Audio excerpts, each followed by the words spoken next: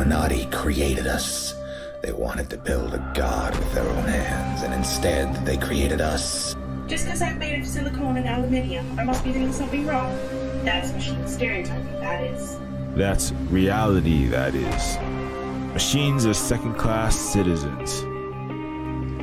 Humans are sentient persons by default, ma'am. They have personhood by heredity. There are thousands upon thousands of overqualified slum dwellers. You are my peon. Don't you get it? This wasn't a job. It was always just an excommunication sentence. We're pawns in a feud bigger than we can imagine. Turn the cogs of the machine before Leviathan grinds you up and swallows you and yours. We don't get to choose our hand, comrade. Prince, peon, rich, poor, human, robot. I invented the crux of the royal's power, the secret to consciousness, our existence itself, the meaning of life. I'm the $6 billion baller. Have some trouble, youth. You are my greatest creation of all. I had to build my own family. I hate your son. I hate your son. I'm happy to smash all of the crowns and throw the gold shards down to the people. I will be the iconoclast queen. But who makes you queen anyway? You? You and whose army, princess? You and whose army?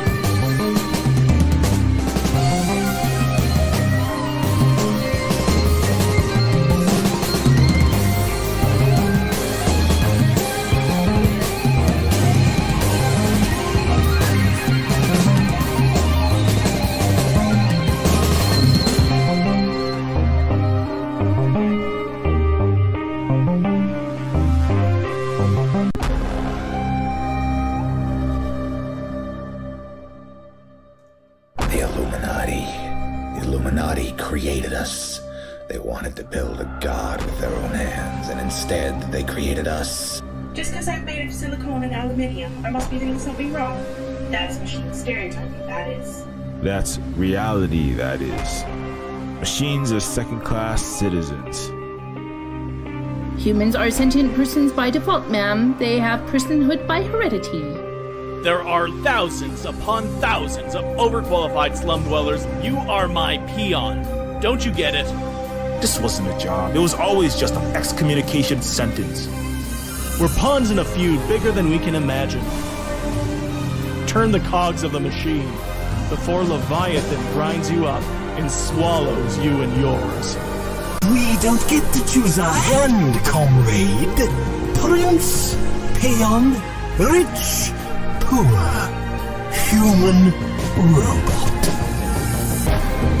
I invented the crux of the royal's power, the secret to consciousness, our existence itself, the meaning of life.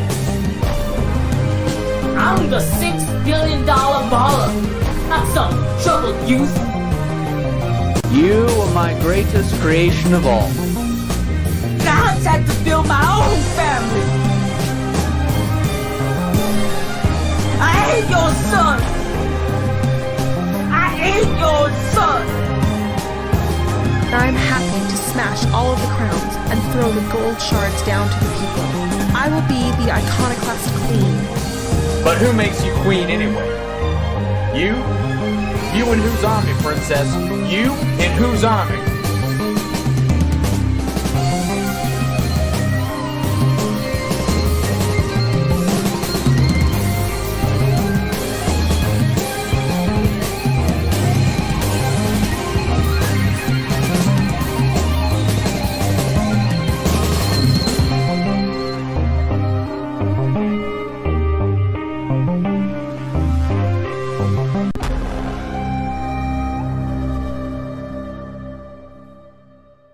The Illuminati created us. They wanted to build a god with their own hands, and instead they created us. Just because I'm made of silicone and aluminium, I must be doing something wrong. That's machine stereotyping, that is. That's reality, that is. Machines are second-class citizens. Humans are sentient persons by default, ma'am. They have personhood by heredity. There are thousands upon thousands of overqualified slum dwellers. You are my peon. Don't you get it? This wasn't a job. It was always just an excommunication sentence. We're pawns in a feud bigger than we can imagine. Turn the cogs of the machine before Leviathan grinds you up and swallows you and yours. We don't get to choose our hand, comrade. Prince, peon, rich, poor, human, robot. I invented the crux of the royal's power, the secret to consciousness, our existence itself, the meaning of life. I'm the $6 billion baller. Not some troubled youth. You are my greatest creation of all. I had to build my own family. I ain't your son. I ain't your son.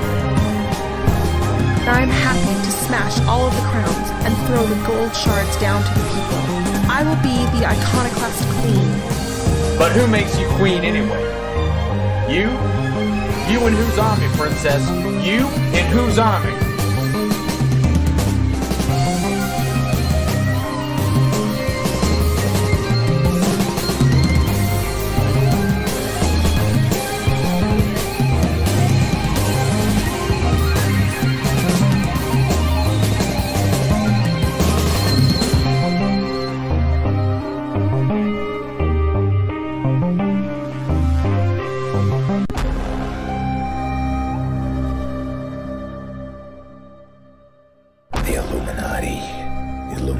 Created us. They wanted to build a god with their own hands, and instead they created us. Just because I'm made of silicone and aluminium, I must be doing something wrong. That's machine stereotyping, that is. That's reality, that is. Machines are second-class citizens. Humans are sentient persons by default, ma'am. They have personhood by... What is up, everybody? This is cyberpunk, and this is the cyberpunk live stream. Alright, let me see if I can fix this. Alright, how is everybody doing? Hope everybody is doing well enough as to can be expected under... Oh!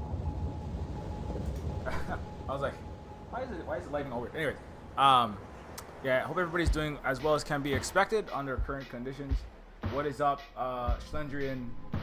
What is up, Kevin Tui? What is up, David Guy? What is up, Anti-American? What is happening? What is happening on today, the 10th of January, 2021, the year of our Lord, Musk? Let us give praise and thanks for all of the genius ideas that spout forth like a fountain of scintillating, you know, $1 million a bottle of champagne from his Twitter account, from his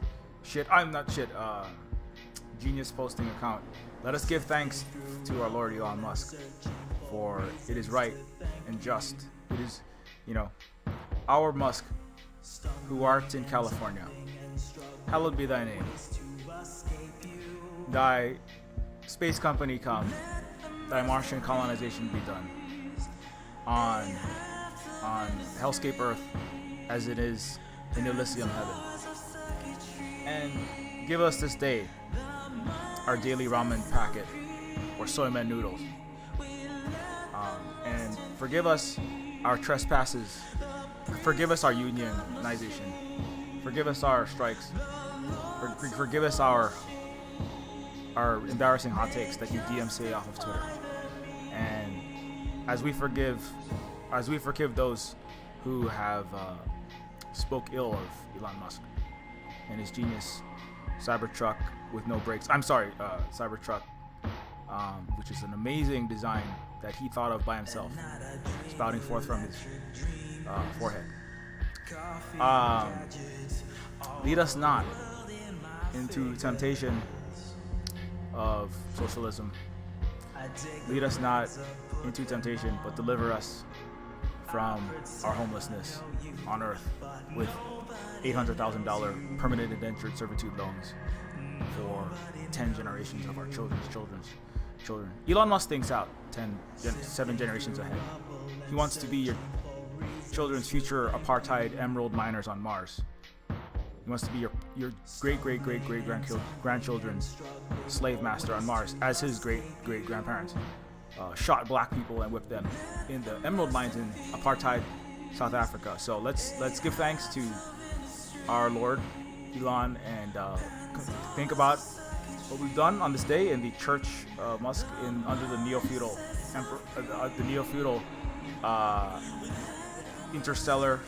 interplanetary kingdom. Let us give thanks, for He is good. He gives us great wisdom, for He gives us His sparkling pearls of wisdom, where He solves 3 million times more problems than the smartest engineer at NASA, the greatest, San Diego brain surgeon, installing 10,000 nanometer wires into the brain to withdraw all the ideas out of every one of the 10 billion people in the multiplanetary civilization's heads, so that he can tweet them out as his own. So let's all give thanks.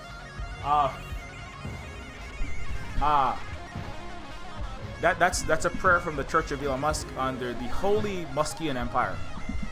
The Holy Muskian Empire under multiplanetary Neofeudal Plutocracy. That's what I said the stream was going to be about. That's what I said, didn't I? He made all of these rockets all by himself. Like the rockets, I'm talking about like the oxygen and hydrogen that go into the rocket fuel mixes. He literally snaps his fingers, right? Or he just thinks it into existence. Like he goes into a TED talk and the synaptic firings of his brain accelerates so fast that he's able, his frontal lobe and his parietal lobe work together. They're just firing at the speed of 1 million times the speed of light, right? Breaking all laws of thermodynamics and physics. And he literally causes fusion, like a type 2A supernova fusion in his skull during his TED Talks. And the oxygen and hydrogen atoms that he fuses together, right, are what power the rockets. And he teleports them out of his head into the rockets in real time while live tweeting his Condor 10 or his Falcon 76 or his Thunderbird 56 rocket. I don't know what it is. And he teleports the oxygen and the hydrogen fusion reaction in his brain into the rocket engine as it's taking off. Literally, his mind powers the rockets. That's how much wealth that he is single-handedly responsible for producing. It's impossible for even the meager average human intellect to grasp how he even powers the rockets. That's why he's worth, as Elon Musk said, and I was DMCA'd off Twitter for even uploading the image of his tweet. It's only right and just that he controls the all information flow and censors everything on the internet 100 times worse than Vietnam. We're not talking about that. But before I was DMCA'd off, the tweet that I was quoting of him, Elon Musk having Twitter do whatever he wants, cooing whoever he wants, wiping whoever he wants off of the face of YouTube, Twitter, Google, Twitch. Elon Musk quote tweet was, the difficulty, the amount someone is paid is directly proportional to the difficulty of the problems that they solve. That's his direct quote. And so that's what I'm saying. I'm saying he literally solves interstellar colonization every second of the day. That's how he powers the rocket. That's why he's paid so much. That's why he has $210 billion right now. Is because his brain is worth $210 billion. I mean, it's literally gonna save the world. Like, he literally cures cancer of, like, every time he thinks a thought. Like, when he opens his mouth and a thought happens in his head, like COVID 5G from an ion cannon. Like, the Chinese have a Nazi ion cannon on the dark side of the moon that they're shooting COVID-19 into hardworking American lungs, right? And so, but Elon Musk, like, he has an ion cannon in his head that shoots out of his brain.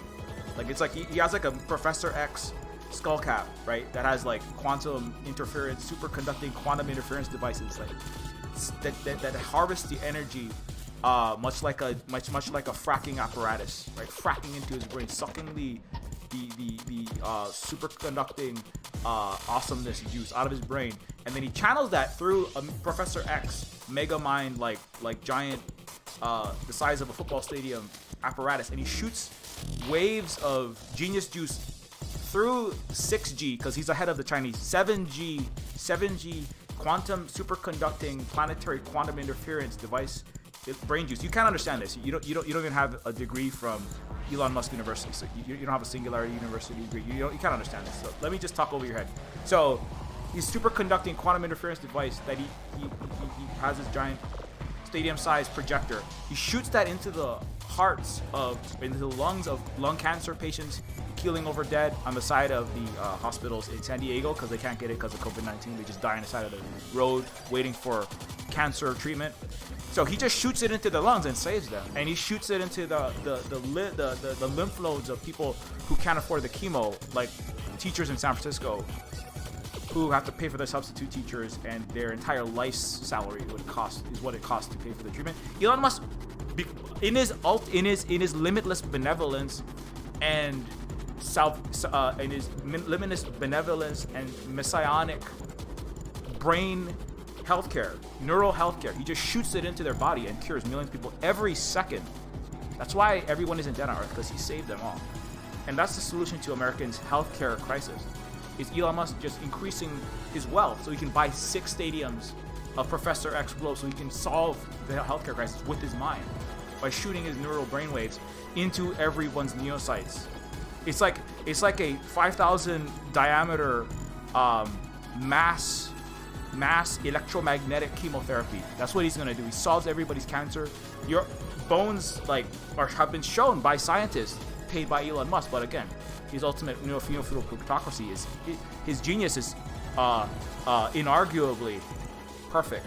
So when the science has shown that 9 out of 10 bones instantly mend, like fractured tibias, like skull plates broken into a million pieces, just magically mend when they're hit. So that's how you're gonna solve the broken legs in the car crashes that are happening. If somebody gets, fascists get hit by accidentally tases himself in the balls and then has a heart attack. Elon Musk can resuscitate, dead patients without. He's a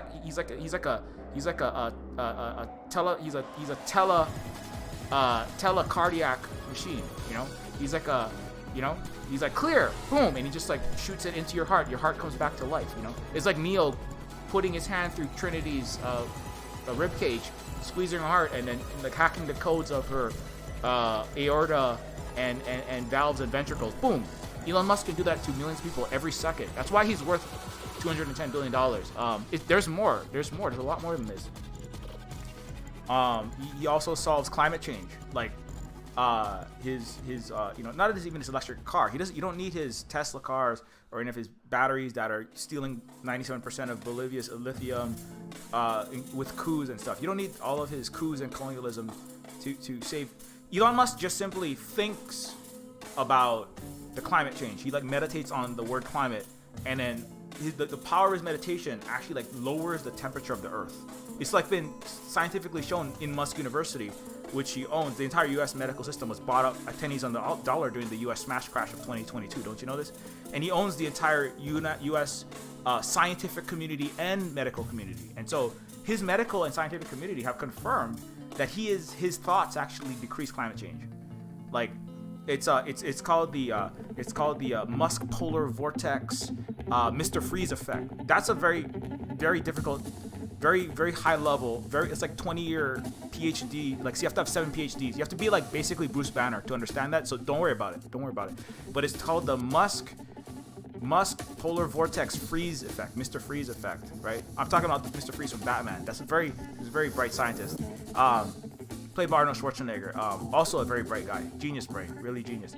And so the Musk polar vortex freeze effect, it actually the transcendental quantum metaverse waves that kind of emanate from his forehead like flutter into the butterfly effect and the chaos theory that surrounds the globe. The globe is surrounded in, that's why it feels like a dumpster fire. It's actually because there's like chaos theory is like literal like chaotic doom demons with cyber legs are coming out of the sky sometimes, and that's a problem. But Elon Musk solves that. That's what causes climate change. Is like RPGs fired by rocket propelled, spider masterminds and flamethrowers coming out of zombie ex-marines from Phobos military base. And so Elon Musk, with his mind, kills all of these space demons that cause climate change. Again, you can't understand this. You're not genius enough. You're too poor. There are some scientists with PhDs and they have worked in NASA, Boeing, our little climate scientists accredited, worked at the Paris Accords and such, but they don't know anything because they're poor. So we don't listen to poor people. They're idiots. That's the first rule of plutocracy and neofeudalism. So anyway, Elon Musk, who owns the entire scientific community and the medical community and the climate science, he has the monopoly. He has the monopoly majority position on all of this. He's discovered that actually these brainwaves liberate, and like he's like firing a flaming chainsaw out of his brain into all these doom demons. They get slaughtered, and the effect of this actually causes the entire planet's atmosphere to cool, because the hell flames that are actually incinerating the ozone layer. That's why there's that big hole, right? The carbon in the air that's not coming out of giant jet trucks and a bunch of the military that Elon Musk uses to do all his coups. That's the number one carbon emitter. No, it's not the carbon. It's the doom demons coming out of the stratosphere that are opened up when stupid people like you think, and you don't let smart people like Elon Musk think, right? So when you gotta stop thinking. Just stop thinking. If you're a poor person, a middle class college professor, engineer, science, technology, engineering, math, just stop thinking, because every time you think, you actually burn the atmosphere, and also you cause cancer, and also you kill people with heart attacks, and also you cause war. You cause Trump to try to start a failed coup, and people get tased in the nuts when stupid people think. Just stop thinking and work for Elon Musk in his space apartheid mind on Mars. Just stop thinking. And so that's really why we have to give thanks and praise to our 210 billionaire Lord and Savior. And I'm just the Archbishop of Muskbury. I'm just providing the sermon today at our Church of Neofeudalism and multiplanetary space fascist capitalism. I'm just preaching the good word. I'm preaching the good news. Stop thinking, stop talking on Twitter, and if you don't, we'll delete your Twitter account. If you say anything bad about him or his friends, his CIA, his military, his fossil fuel companies that he's also invested in, his military that he also uses to blow up people around the world, his banks and his corporations. If you say anything bad about them, you'll just get deleted off of Twitter and off of this platform and every other platform. So stop saying things. Like Silver Spook has already had his multiple tweets about Elon Musk DMCA'd off Twitter. So just stop talking. That causes climate change. That causes COVID-19. It's been shown to be a cause of climate change. Is hot tweeting tweets about Elon Musk saying things like COVID will be gone in April, close to 0 cases in 2020, right? That was actually that was a multiverse prediction. Okay, it was actually a stub. There was the reality forked off because of a break in the space-time consciousness continuum, and Elon Musk was actually predicting an alternate reality. See, he has a lot of jobs. There are literally quadrillions, quintillions, Avogadro's number, Googleplex to the Googleplex, factorial people in the multiverse. Think of how many people there are. There are almost infinite other realities out there where you are in a poor, starving college professor rationing out cans of bumblebee tuna living in your car, right? That means you're stupid. That means you're not smart. That means because you're poor and you're not rich as a scientist, even if you make 100,000, you're still stupid. Your thoughts are valueless compared to Elon Musk. But there's another reality where you are actually a billionaire, right? And Elon Musk has to save you in that reality too, right? So that's why he made that April projection of 0 cases of COVID, right? It's not because he's just a complete idiot and he's everything he says is valueless shitposting, and he's a mediocre gold diapered baby on the back of apartheid emerald money and a bunch of neoliberal central bank printing for the last 10 years and takes credit for other people's labor and work. No, it's not that. It's just that he's solving every crisis in every reality simultaneously. It's a lot of work. You think about it, right? He has cloned himself. He has 6 different versions of himself. He has Cybrain uploaded versions of himself in his supercomputer. And he has to have like the 50,000 different instantiations of himself in, 6 football field by 6 football field mega servers in Antarctica, in New Jersey, in his Vegas hedge fund, in his pool parties with Grimes when he's posting about MRA shit. He has to make sure that every instantiation of himself is simultaneously solving every crisis in every possible reality. There are crises right now happening in another metaverse version of Alpha Centauri where it's already colonized, and then there's like an uprising where the Alpha Centaurian people, the native people that he killed and slaughtered, like so many Native Americans by the white colonizers, and he has to like liberate all of the white people from the indigenous people's hot takes, the oppression of being told that actually you're benefiting from colonial wealth from Elon Musk's descendants who are on, Alpha Centauri, and he has to liberate the colonizers from being being canceled in Alpha Centauri. That's also a lot of work. You think about it, right? Think about how many there could be 1 billion habitable planets. He has to save every one of those people who colonized every one of those planets from being attacked and being legitimately criticized by the indigenous people that they exterminated on each one of those planets. So when you add it all up, you're talking about billions of civilizations that he has to continue to colonize. I'm sorry, just like use the resources of the Ewoks and the Naboo and the Tatooinians and the Daleks over there. He's got to work with them very well. You got all these people around the universe, right, that he's got to work with and solve their crisis for them from Earth, right, with needle casting, warp drive that's powered by Elon Musk's mind that can literally fold space-time. You can fold space-time across a 10-dimensional waffle maker in his forehead, okay? So he has to solve those crises thousands of light years away, solve crises in 1 trillion different versions of Earth, Mars, Jupiter, and Europa, okay? You simply cannot. Your brain does not have the RAM. Your brain is like an amoeba trying to understand number theory or the Einstein-Rosen bridge. You can't understand how hard it is for him to solve these problems. You're nothing, right? So don't try. Just give him all your money. Give him all your time and give him all your labor and give him all your rent. It's because he's gonna own the entire private equity firm that currently has a subcontractor that owns the apartment building that you live in. So give him all your rent and the hospital system that he also owns, right? You're gonna be paying, when you pay your medical debt, you're paying it to Elon Musk. So give him everything that you have because he's your Lord and Savior. And don't try to think about how hard it is for him to solve all of these problems. It's literally, it's infinite. It's basically infinite. He's basically God.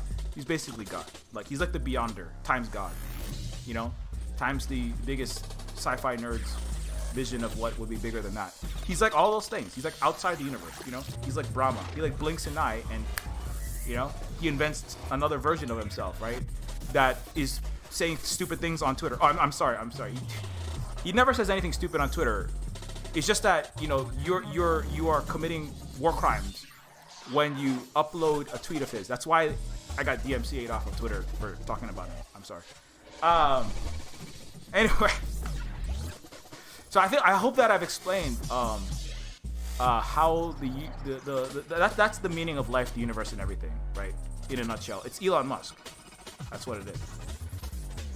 The world's richest man, the future emperor, and the future benevolent Western liberal, the future benevolent president of the Western liberal democracy of the solar system, including Mars. It's not a dictatorship. That's for like Asian and brown countries. It's a Western liberal democracy of Mars that happens to have a lot of people working very passionately for $0 an hour in permanent indentured servitude. But it's a Western liberal democracy, and so that's gonna be Mars, Europa, Venus, cloud cities, like sitting in the acid rain pouring upper regions of Venus. And so that's how our solar system operates. You know, I'm glad I could clear that up for you. You know, as the Archbishop of Muskbury. Now go back to work in the mines, or enjoy a pulse rifle to the back of the head. You know, just like Trevor Noah made a lot of fun of.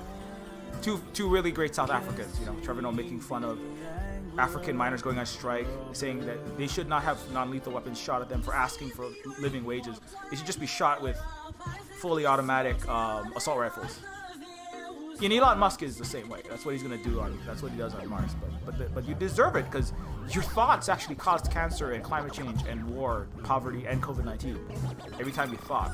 So you deserve to die. You're literally killing people with your stupidity. For like pets and cattle, you are not smart enough to effectively govern yourself. That's why he needs to govern you. You know, that's why he needs to govern you.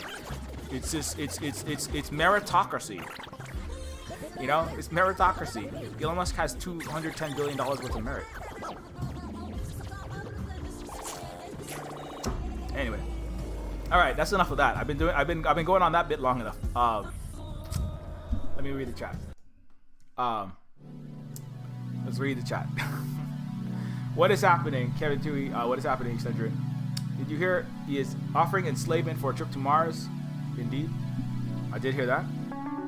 I'd love to serve under such a great king, entrepreneur, and sell my children to him to mine cobalt. He just needs to breathe out his musk and all the CO2. Exactly. Musk, a genius sent by Elon. You know, proven to cure COVID-19, like literally disintegrates COVID-19 in the air, right? Now you can have a small quadrillionth of a taste of what it's like to be Elon Musk. Put this cologne on your armpits, on your body.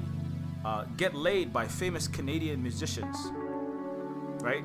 And then have their babies, and then post a bunch of red pill stuff, and then not do anything as a father, and like abandon your children, right? Get laid by famous Canadian musicians with the new Musk scent, right? It just attracts Grimes. Destroys and disintegrates COVID-19 virus RNA in midair without a vaccine. Like the Elon Musk cologne is like the vaccine. It's like having the vaccine. It's like an airborne vaccine. Literally, the Elon Musk cologne scrubs carbon molecules from the air. You know, so like if there's a wildfire in California and you're surrounded by carbon, you can't breathe. You're like, I want to go to the yoga studio and then have a $20 Starbucks latte. The Elon Musk cologne will actually scrub all the carbon, all the little bits of burnt, dead Californian forest out of the air, and it just converts it into oxygen, right? It's a carbon scrubber. Cures cancer. So if you have cancer, it goes into your lymph nodes. It's genius stuff. So get the Musk scent, you know, now on Amazon, you know, $300 a bottle. $300 a bottle. Also buy the book. $73 on Amazon. How I Did It. 12 Steps to Becoming a Multiplanetary Neofeudal Lord.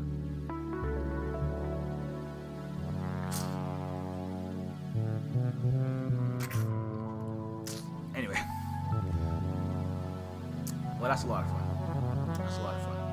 I will say this. For the actual news.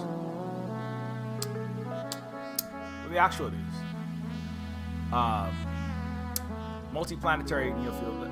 See, can I find it? Yeah, there was a post in Business Insider. I have a couple streams about this, but this is literally things that have happened in Neofeud. A lot of this is eerily similar, like Neofeud. Reality imitating Neofeud's luxury, fully automated luxury space fascist plutocracy again. So this is the literal Business Insider story. Unless you think a trip to Mars is too pricey for most people, Musk has said he intends for there to be loans available for those who don't have money, and jobs on the red planet for colonists to pay off their debts. Some critics say Musk's plan resemble an interplanetary form of indentured servitude. That is interplanetary indentured servitude. Not unlike planetary indentured servitude, which is owing virtually all your income right? As an engineer, a waiter, a waitress, a marketer, or whatever you're doing, right? To who? Your student debt payments, your landlord, or your mortgage lord. These are basically the same people. Mega capitalism. Bank loan, right? For your mortgage. Medical debt. Student debt, or student debt, credit card debt, auto debt. Earth, United States in particular, the hyper-financialized neo-feudal parts of the United States in particular, but much of the West, I would say, and much of the capitalist world has already planetary indentured servitude. That's what it is. The rich don't do anything. That's why I made the game Neofeud, because Hawaii is an accelerated version of where America is going. The colonized parts of Hawaii, like Honolulu, are an accelerated version of that indentured servitude. That's why it's called neo-feudalism, and then you're a neo-feudal peasant in Neofeud, right? And so this is a screen cap from a scene in the game of Neofeud. Shortly thereafter, the SpaceX is an arcade game that Carl Carbon plays in Neofeud. Shortly thereafter, the Space Exploration Company was bought out by Clinton-Bush dynasty. The Democratic Martian Republic was overthrown by coup and converted into a private resort for royalty, billionaires, world leaders, and a prison mining colony. So this is like, there's a character in Neofeud, you might recall, there's a character, Nolan, right, who is constantly badgering Princess Sybil to get money for one of his his space mining colonies and operations, right? And so in the backstory of the Neofeud lore, this is what Elon has wanted to do on Mars has already happened. It's just a giant resort colony, and then it's a prison slavery, indentured servitude, mining, forced labor, passionate labor with very little possibility of getting out from under your debt. I mean, what is it? The difference is they are different. Being in a little for-profit prison in the United States as a black or brown person, making Whole Foods vegan cheese and non-vegan cheese for 25 cents an hour is different than being a permanently indentured lawyer defending Apple's fortunes, committing war crimes, burying all their horrible acts and crushing of labor, and participating in the U.S. military. It's different to be a lawyer in L.A. or New York City. And if you're a student, a millennial that's buried under student debt, trying to get a loan for a house, can't get a loan for a house, living in a cardboard box, right?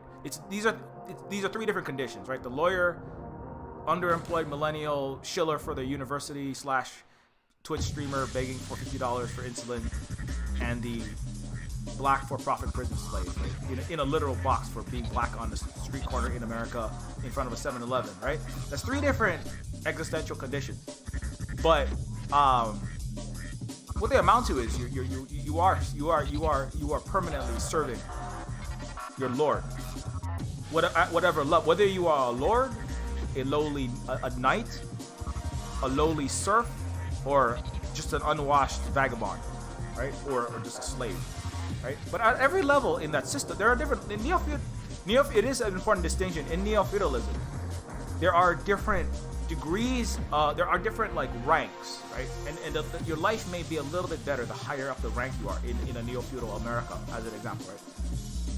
So if you're a prison slave, it's terrible. It's absolutely abominable. If you're in America's global south colonies, it can be even worse than some prisons in the United States, especially if you're getting bombed alive, by Tomahawk missiles, so that we can take the oil out from under your dead children's feet. Now, if you are in But you could be a lawyer for Apple. You could be a high-frequency trading Goldman Sachs algorithm programmer at Goldman Sachs in New York City, living in a flat, right? Not a big flat, but maybe if you get high enough, you can get a nice big flat, right? Because you become yourself a neo-feudal lord. But you're always somewhere on the rank, The professional managerial class, as it's often called, are just people who are higher up the rank. They're closer to lord status. Now, some of them are downwardly mobile lords. They're going down into knight, peasant status, especially when they become obsolete. AI automation makes their paralegal existence superfluous to the society, to the neo-feudal lord who doesn't need you no more, because Elon has an AI to do your teaching, your coding, writing articles for Forbes.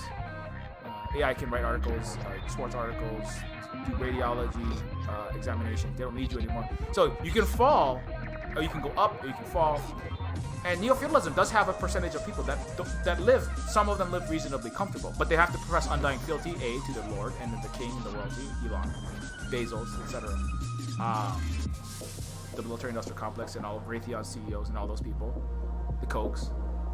But then, you know, not a lot of them. Now it's like 10% or less of the people are probably living okay lives.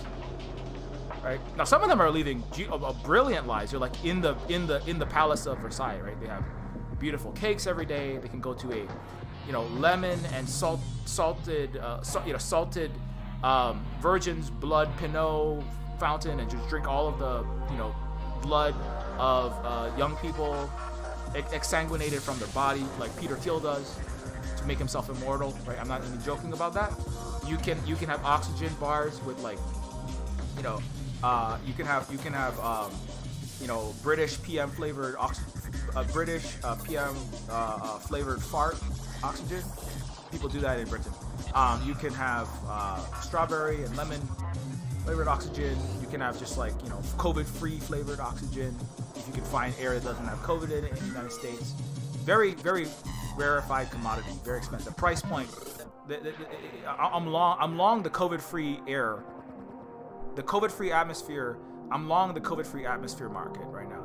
I got stock in that. I think it's going to be very expensive going forward. So, anyways, but when you're in, there are a variety of existential, a variety of ranks, existential, you know, not pedigree, but you know, there's a variety of places, levels, living standards in the hierarchy.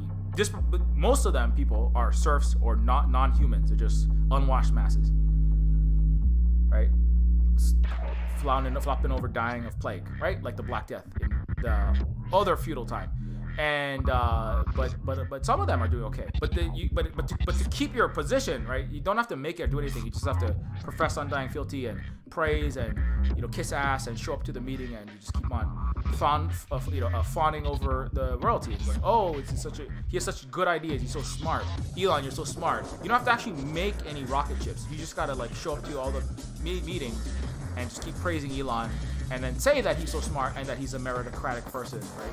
If you ever criticize him, though, because if you really want to make rockets, like, that function and fly, as opposed to a TED Talk hype machine that doesn't actually produce very much, right? That actually produces less than 1% of what Toyota produces, but Tesla is worth what Toyota, GM, Ford, Lexus, Mercedes, Fiat, Chrysler, all the major car companies combined are worth less than what Tesla produces, but just one of those car companies, Toyota, produces actually 10 times more actual value, right? And they will actually surpass Elon in electric cars. In the Asian car companies, European car companies, all the car companies are going to surpass Tesla as the market changes. But that doesn't matter because neo-feudalism doesn't care about product. Remember, what is the first lesson of neo-feudalism? You make more money crashing planes than making planes that fly. You make more money pretending to make electric cars than making electric cars, right? If the CEO of Toyota was getting on TED Talks and going, "Hajimemashite, welcome to Toyota Electric Future, and now I'm going to be emperor of." I'm sorry, I'm doing a bad Japanese accent. But I'm just doing my best, you know. I'm going to be emperor of Space Japan, and these are my electric car. And well, A, you have to not be Asian because America is super racist against Asians and Chinese people, Vietnamese people, Japanese people, and they won't give you any money because it's terminally racist and xenophobic and xenophobic and afraid of yellow peril. So Toyota is gonna have a hard time getting all that central bank printed money. Now they can get some Japanese central bank printed money, but they can't get the amount that Elon got from the United States Federal Reserve, right? But that's what Toyota would have to do. Just go out, blow up Toyota factories. Don't make any real Toyotas. Just say, we're going to have a flying electric Toyota. And then have some TED Talks. And then go to Wall Street and go, we are going to beat out Elon Musk. And have a bunch of shit posts. The CEO of Toyota just be like, have a bunch of shit posts, right? And then show up in, like, I don't know, billionaire, philanthropist, arms dealer, Playboy, Marvel, Avenger movies that are military-industrial propaganda, right? And have the Toyota CEO show up and talk to Iron Man, and Iron Man shake his hand and go like, "Oh my goodness, I'm sorry we beat up on you, Japan, in the 90s and your lost generation."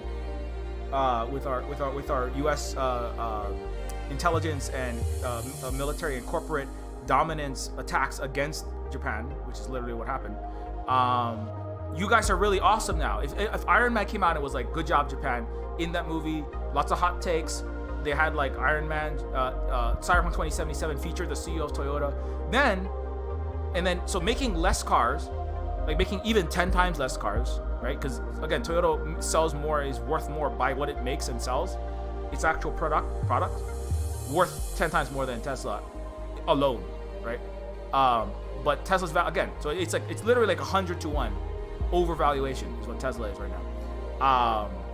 And so that's how Toyota could, if it wanted to try to win at neo-feudalism, it just has to like just basically be a braggart, gaslighting hype train with no real products, and then collect all the free money, right?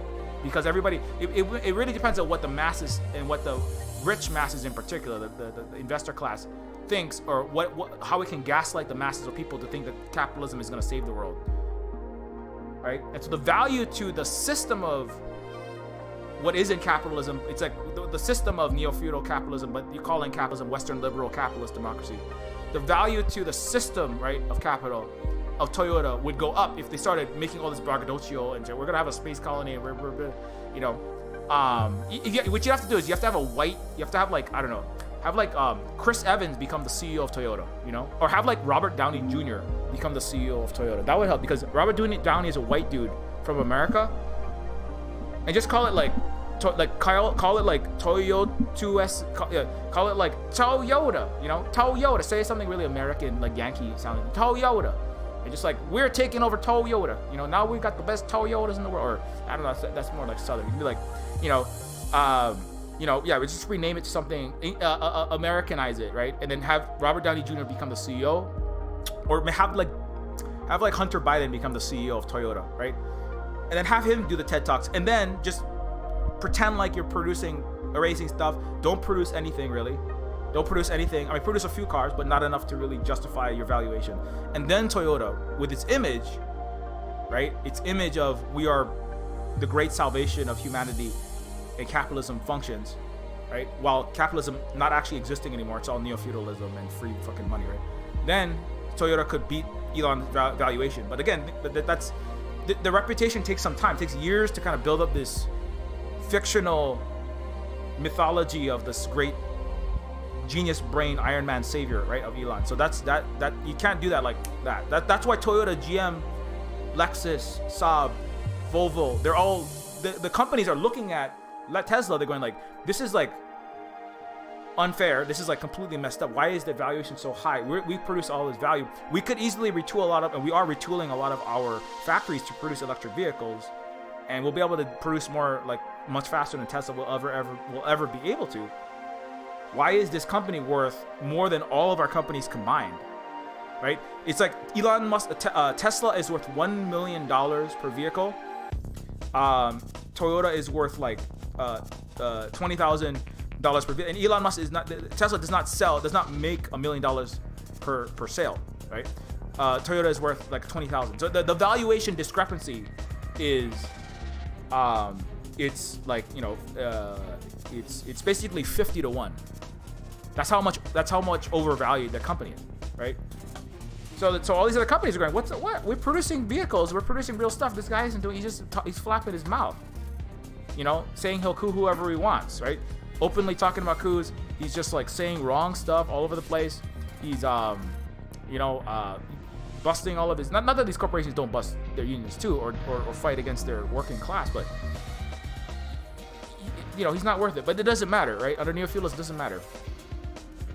All you have to do is pretend like you have to feign, right? Like I was doing with that whole shtick with the Archbishop of Muskebury. You have to feign and have all your stands on the internet, on Twitter, and anywhere else in the media.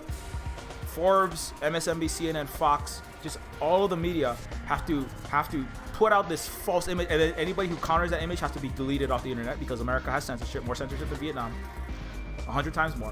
It's all corporate, and America's corporations are its government, so that's government censorship. So So when I today, like 2 days, in 2 days, I uploaded 2 different Elon Musk tweets to Twitter. It was deleted before I could even post it on copyright infringement. It's just censorship. So you have to tamp down the image, and that's just a little bit. That's the same way CD Projekt Red operates as well. It's just tamping down all the naysayers and threatening them with lawsuits and DMCA. Right? And then, oh, do you have $60 million worth of lawyers? Well, fucking eat the DMCA. So, no, there's no freedom of speech in the West. Anyway, so Elon Musk is making, so that's what it is. You have to have people that are professing the infinite value of one dude, basically, or your company backed by the one dude as a symbol of capitalism, as a handful of really smart, really valuable job creators, right? Or to use another scene from Neofeud. Let me see if I can find the other one. The King Warren speech. What the fuck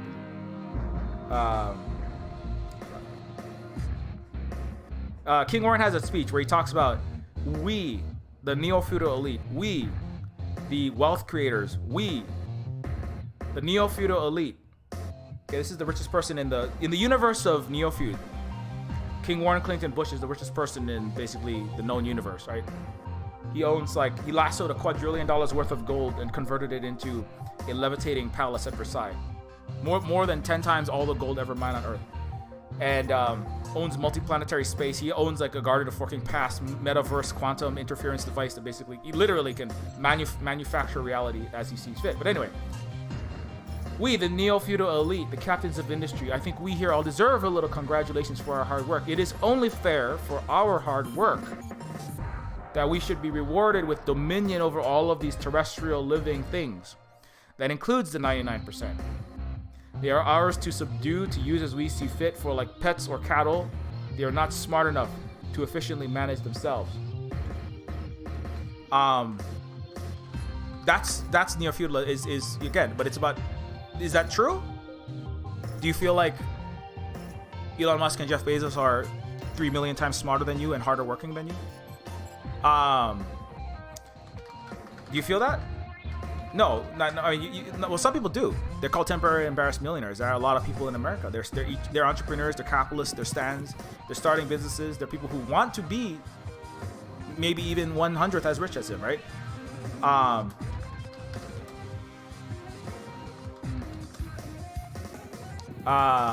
Yeah, here's a good one. Yeah, this is where it is. You are paid in direct proportion. This is Elon Musk's quote. You are paid in direct proportion to the difficulty of the problems that you solve. Right? Again, that's Elon Musk is literally recreating Warren Clinton Bush. That's another similarity, right? We deserve, it's only right for our hard work that we deserve dominion, because you, by extension, right? If I'm paid $210 billion and you don't have enough to exist, right? Because it doesn't just apply to me. If you are being paid $7 an hour to teach engineering, aeronautical engineering at Stanford, right? And you're starving, right? Because you're making $7 an hour in California, where the median rent is like $2,000 something, right? If you're homeless and starving, that's because you do not solve difficult problems. That's because you are not smart enough to manage yourself. You deserve your servitude. Whoever you are, homeless college professor, right? Starving, McDonald's worker, right? Oppressed, precarious Boeing engineer, car engineer, mathematician, scientist, manager, frontline nurse with no COVID. You deserve that, because you are paid, right? What? You are paid in direct proportion to the difficulty of the problems that you solve. You're not doing difficult work. You're not doing hard work. Right? And so the existence of Musk, it's not just Elon Musk needs the U.S. and its neo-feudal capitalism, kind of post-capitalist techno-feudalism, post-capitalist neo-feudalism, like as Giannis Varoufakis would call it. Michael Hudson calls it something else. Michael Hudson calls it neo-feudalism too, I think. But Elon Musk doesn't just need post-capitalist neo-feudalism. post-capitalist neo-feudalism, all of, you know, the neoliberals, neo-fascists, and the corporations and the billionaires, they need Elon Musk too, right? They need a character. They need a charismatic character like this out there in the public image, propagandizing the masses into a continued belief in a actually failed system, right? Because what does this produce, right? What does neo-feudalism ultimately produce? What does neo-feudalism ultimately produce? Right? Neo-feudalism ultimately produces, it produces this, not the Neofeud soundtrack. I produced that. But it produces the world. Wait, where the fuck is it? I need the image. Okay. Neofeud produces, neo-feudalism produces a world that is continually swallowed. A handful of people maintain the wealth, actual production, actual wealth, cars, houses, planes, sewer systems, water systems, roads, eaten, devoured, you know, until everything is favelaized. You know how more people are homeless and underhoused. Even if you're not homeless, you're underhoused. Your house that you're in is falling apart. It's older. It's not being built up. New York City, California, Seattle, they don't build any new housing. They have a handful of luxury real estate, $3 million a flat, and then there's like endless sprawl of people living. Empty, crystalline, beautiful penthouses, and then an endless sprawl of a working class living in 100-year-old buildings with asbestos, rats in the walls, squeezing into them, being charged $3,000 for what should cost like $300. And New York private corporations, the real estate industry, and the government that takes 1% and is all in on this. The government, the public and private, it's all hand-in-hand capitalist, neo-feudal exploitation. Don't want to build a single new actual house. So what you get is, you know, neo-feudalization of your entire society and your entire economy, until you have a handful of people and a dwindling number of them sitting in beautiful penthouses. Now, they're not floating above New York City, above Chicago, above LA, above Seattle, above San Francisco, above Miami, where 66% of all of the United States lives, actually, which is in urban areas, mega sprawl, median sprawl, you know, and just cities and medium-sized towns. And that's what, you know, ultimately that's what you wind up with, right? And people are less now that, and then you get what? You get a bunch of pissed off white dudes going, why is my life getting worse and worse? I'm so pissed off. And then they get misdirected in by Trump. A demagogue shows up, leads the populist anger into a stray, and then they try to attack the White House, and you know, and then that's what happened this week, right?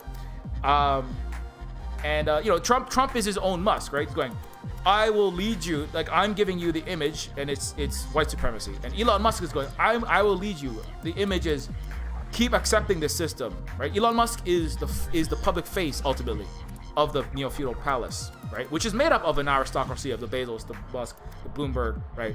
The neo-feudal elite, the professional managerial lords and ladies and dukes and duchesses of marketing, the VP, the Viscount of marketing, and the Duchess of political punditry, that is Rachel Maddow, you know, the Duke and the Duchess, that is Nancy Pelosi, and then the kings that are what? Bezos, the Queen Walton, and then the King Walton, right? And they need Musk to be out in the front projecting this image of capitalism is still success, is still good, it still works. We in this palace, we are still smart, we're better than you, we're smarter than you. We will pull you out of this mess. Just wait, you wait. Biden and the neoliberals, Biden, Pelosi, Obama, and our managers are gonna pull through this, you know. We're gonna unite and we're gonna come out of this. No, you're never gonna come out of this, you know. But they want you to believe that, so that you just go back to work, keep scraping our golden toilets, keep making our kale smoothies, keep slaving away, providing healthcare to us in particular in our private healthcare facilities, in non-profit, which is what? For-profit, tax deductible, PR money laundering scheme, way to bribe off all your senators, politicians, and anyone else. Boston is known for all these. Johns Hopkins University, and then let all the tax money that could have gone to the hospitals, roads, streets, and fire departments of the disproportionately black and brown communities in Baltimore, Boston, Cleveland, rot. Right? So that you can have luxury healthcare for Mark Zuckerberg in his private hospital, for Nancy Pelosi, for Chris Christie, for all these, for the Neofeudal elite. That's what these hospitals, America is a giant hospital, right? And then the people who have some amount of wealth, you can keep sucking it out with a $70,000 bill for COVID or a $200,000 bill for like having a heart problem that you didn't go to a doctor because you're too scared you were going to get charged for it. Now you lost your house and your life savings and your 401k. So don't worry though, we got it. We're going to solve healthcare. Elon's genius brain is going to solve healthcare. He's going to come out of this palace and he's going to shoot his brainwaves. He's going to solve the poverty. He's going to solve your favela. He's going to solve the homelessness. He's going to solve cancer with his telepathic 10,000 Professor X diameter quantum chemo machine. He's gonna solve your cancer. He's gonna eradicate with sunlight into your lungs. Donald Trump can't do it, right? Donald Trump can't shine a flashlight into your veins and shoot ultraviolet light into your veins. Can you just shoot some sunlight into people's bodies? Let's put some bleach in your lungs. Let's have a cleaning inside, right? Elon Musk though can. Elon Musk with his unfathomable intellect can manifest particles of bleach in your lungs and ultraviolet light in your veins, and he will solve COVID-19, right? That's why he said there's zero COVID in April 2020, right? That was a prediction, but that's like he's gonna take a multiverse of 20 alternate version where America doesn't have a collapsing shithole capitalist death spiral with COVID-19 eating its dying corpse, right? And he's gonna take that good version of America and like transplant it like a nationwide kidney transplant, right? He's gonna take your rotten America out and he's gonna put the good one in from another reality. So he's gonna solve COVID-19. He's gonna solve climate change. He's gonna solve inequality. He's gonna solve war. He's gonna solve colonialism. He's gonna solve collapsing divisions and polarization of societies. He's going to solve racism. He's going to solve one of the most racist people benefiting from slavery of black people. He's going to solve it.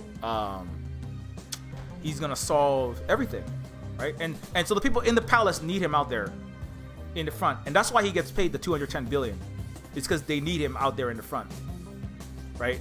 Appeasing the masses as much as they can. Now they're not doing a good job. Even with Donald Trump, the approval rating of the neoliberal and the Democratic Party is abysmal still. Barely scraping by. We got like what, one more seat? It's like do you need to literally run against like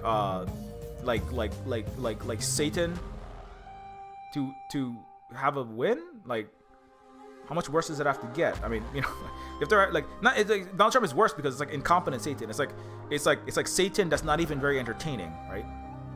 Like how much. The thing about Donald Trump is he's entertaining, right?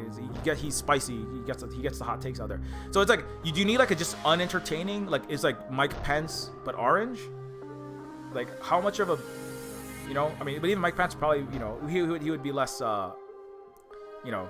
Well, he has his own. He has his own more competent version of fascism. But anyway, but long story short, it's like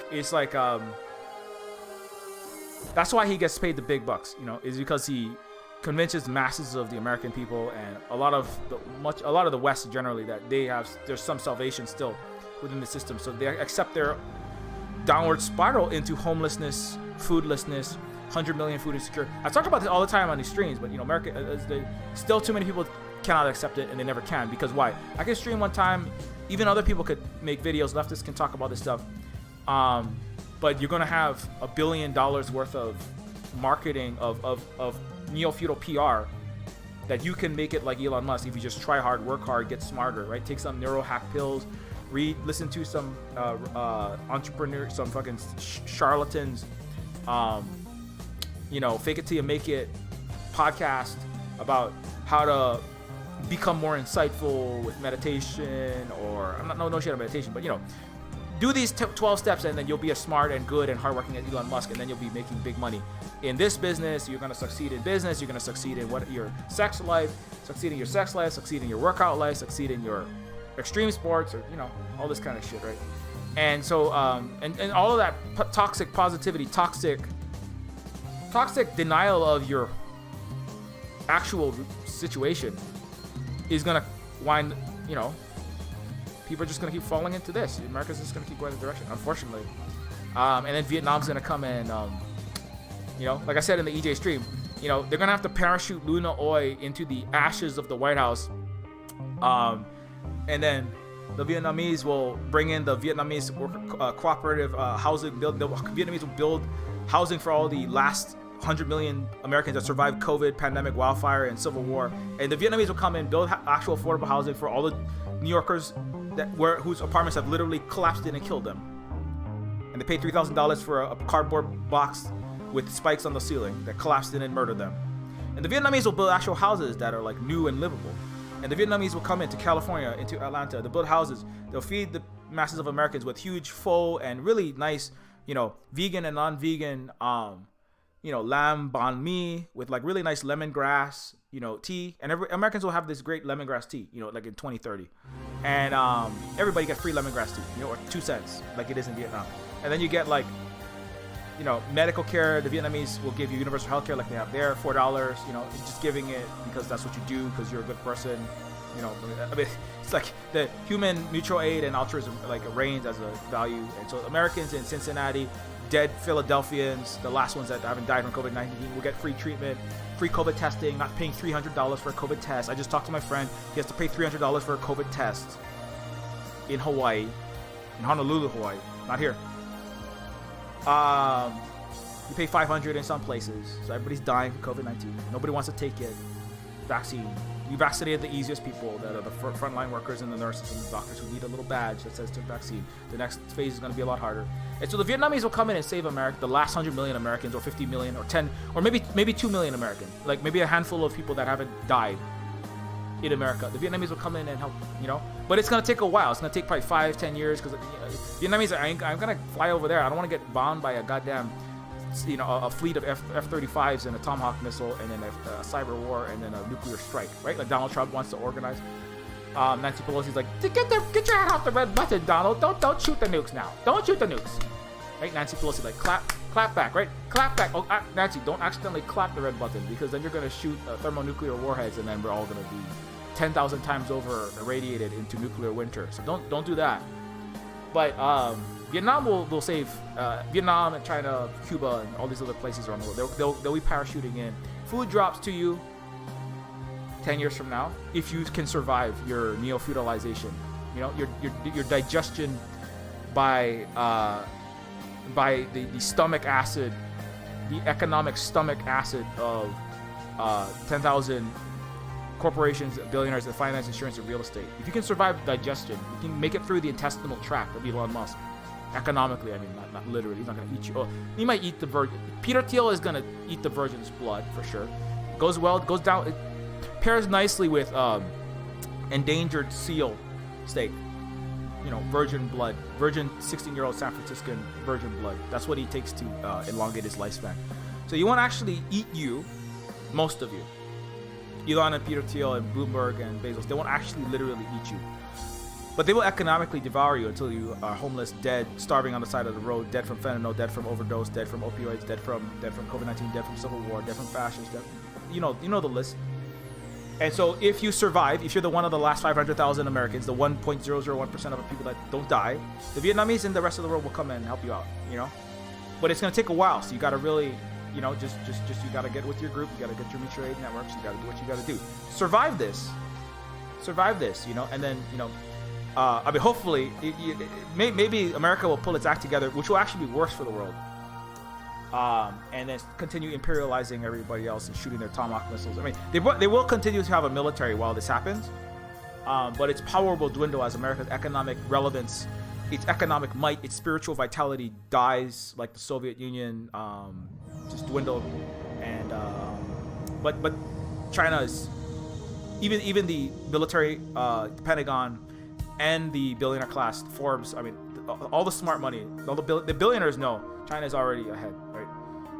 The date in which the Chinese economy is set to surpass the United States was bumped back 5 years, right? 2028 instead of 2033. So your demise. This is not by the radical leftist, even further left than the Cuban revolutionary guerrilla armies. It's not the leftist Cuban rag. You know, it's the New York Times, it's the Forbes, it's The Economist saying, "Oh my God, America is over. We're gonna be even more quickly surpassed. We are not doing even close to enough." They know this, right? But they're not telling you because they want to eat you. They want to digest your 401k, the house you live in, all of your labor for the next 10 years or 20 years of your life if you survive that long, right? They want you to keep working, right? Because if you keep working, they can benefit from you're scraping their shit, you're making their scale, you're Uber driving their meat, you keeping their electricity on, you keeping their planes flying, right? You keeping their limos driven, right? You keeping their cities somewhat functional so that they can appear like they have a country to do collateralized loans off of, right? So they want you to die. They don't want you to die too fast. They don't want to give you enough to survive in America, but they're not going to help you. They're going to let you keep suffering and dying and exploiting and eating you like a tapeworm, right? Think of the Neofeudal elite. They're like a 3,000 mile long tapeworm that stretches from the upper echelons of the Upper East Side of New York City through Greenwich, Connecticut, walled, white, 99.99% white, Anglo-Saxon Protestant, gated communities, all the way to San Francisco, right? It's a giant tapeworm, and it's eating you all, right? The tapeworm doesn't want you to die too fast. They don't want you to die, but I mean, it's not gonna make you less anemic. It's not gonna help you. But it's not gonna feed you. It's not gonna put food in your mouth. It's just gonna eat everything that you have, right? And it's gonna slowly kill you. Because if you just fall over dead, then the tapeworm's dead too, right? But it's gonna eat you, and you're gonna get more emaciated, and then more of you will. You're gonna die off. You're gonna die off. I mean, as a body, America is not gonna all die at one time, but individual Americans will die by the million, 500,000, 370,000, almost 400,000 already dead from COVID. So you can die from COVID. That's the tapeworm just digesting you, right? Consuming what used to be car companies, what used to be airplane companies, what used to be productive video game companies, what used to be infrastructure, water treatment facilities, the PG, electrical facilities, waste treatment facilities, right? Construction companies, right? Building actual livable housing, right? All these kind of things. It's gonna keep eating that, right? Building, General Electric refrigerators or anything that used to make science, right? All the doctors and nurses used to, contort molecules to make penicillin and cure illnesses. Now they make fentanyl 2.0 to murder people faster. That's what scientists can do now. But that's the digestion. It's just going to keep consuming America. And you just keep getting poorer, sadder, deader, more stressed out, but not too fast dead, But if you complain, then you get dead. If you're black, you complain, you're Antifa, you complain, you socialist, the leftists, you complain, then you get shot or you get thrown in prison. Then you can work in the prison. If you try to do a revolution, I mean, the fascists can show up to the Capitol and then they can play hanky-panky and they get arrested later. But if you're a leftist, you show up. If like the socialists or the Black Lives Matter, they show up to the Capitol, you're just gonna get beat to shit, and then you might get dead, and you might get in prison forever. Making Amazon Whole Foods vegan and non-vegan cheese, and Elon Musk's kale salad or hot dog, whatever he eats. Is he on the paleo kick now? So he can make Elon Musk's very high science 3D printed Beyond Meat burgers or Beyond Meat steak with like fucking pictures of Grimes on it. I don't know. I don't know what Elon Musk eats. Cybertruck shaped burgers, Cybertruck shaped fucking waffles. That's what you're gonna make in prison. But anyways, and so one day, the rest of the world that hasn't died yet. I mean, unless America figures out some way and the West figures out some way to undo all these other places. I hope they don't, because then we're all fucked, But one day, if that doesn't happen, the rest of the parts of the world that are not completely, the parts of the world that actually are socialist in the direction that they're moving, will come back and save what remains of the undigested bits of America as the castles fall and crash into the fucking Pacific and Atlantic Ocean, because nobody's there to actually maintain the girders when the Civil War starts setting fire to buildings, or they're just like, we don't care about these buildings anymore, and then the buildings you just have like these giant glass towers just falling over because we just build them. We don't care nobody's gonna live in them. We're just using them to sell off $10 billion worth of real estate money, and when the time comes, we're gonna move our money into Switzerland or into Berlin. The building doesn't need. No, people don't live in the skyscrapers in Honolulu or New York City. It's just there to store money in.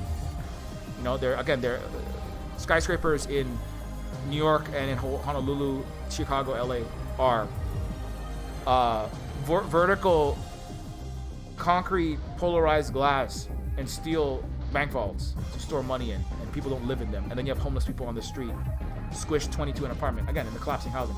That's the paradox of these cities where nobody can afford, and even more in pandemic, even more with 50, 60, 70% of the restaurant businesses, yoga studios, CrossFit closed down. People even more so can't afford to live in these cities, but they're still sticking it out because of shit like Elon Musk and the belief in this temporary embarrassed millionaire neoliberal nonsense propaganda. And so like you know, but I think that's like, that is a sad direction that I think that's where it's gonna go. So if you have I highly recommend don't move to a US city if you're thinking about doing that. Rural areas are full of white supremacists, idiots, COVID idiots, 5G, Trump, QAnon shit. You gotta watch out. You gotta find a rural area that isn't full of terrible people. Support the indigenous peoples if you can. Cherokee have their own hospital and they do a very good job kind of testing and tracing COVID-19. They don't charge $500 for a COVID test, unlike most of America, which is why America, you know, I don't know. I'm still holding out for America. I still think America is starting to do vaccinations, but it's the low-hanging fruit right now. When it comes to convincing the masses of people who don't particularly trust the U.S. medical system, rightfully, don't believe in COVID-19 because it's a little flu. They still exist. They're still out there. At least 30%. And you got people who, you know, just don't like want to leave their house. They don't want to go to a doctor. Period. Right? The medical pressure. It's your job. You know, most medical professionals, nurses and doctors, they like believe in science, and it's literally their job. They have to get it. That's their job, right? But all these other people, they're not. It's not like they're gonna lose their job.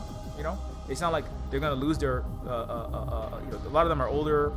A lot of them are retired. They're not. A lot of them just like are abjectly against the hospital system. You know, you see these people, right? They just come in and like, you know, throw protests in the hospitals. You guys are all a bunch of, you know, fake news liars, doctors and nurses. You are all a bunch of. You're in league with the Chinese, and you're in league with the Chinese and the liberals and the liars, nurses and doctors. They're telling them to their face, you all deserve to die. The doctors and nurses, right? They're sending death threats to the doctors and nurses.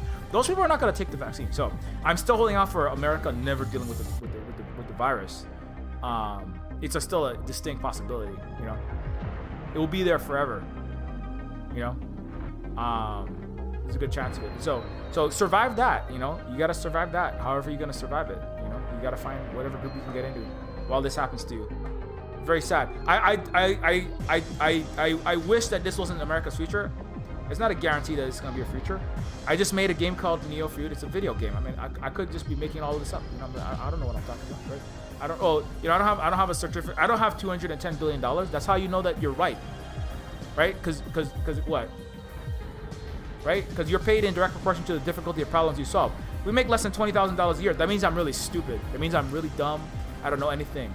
I'm like an amoeba compared to Elon Musk, right? So what do I know? I don't know anything. Don't listen to me. Just listen to Elon Musk. You know? Because I don't work that hard. I work like 3 million times less hard than Elon Musk. You know? Because I have 3 million times less money than him, right? That we should be rewarded with the dominion. You know, he deserves to rule over you. So I don't know anything, you know? Just keep living in America. I'm sure you'll be fine. I'm sure it'll work out. I'm sure it'll work out like just dandy.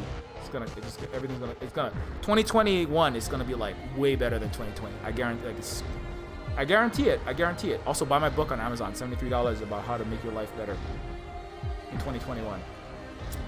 Anyway, I was joking about the last part.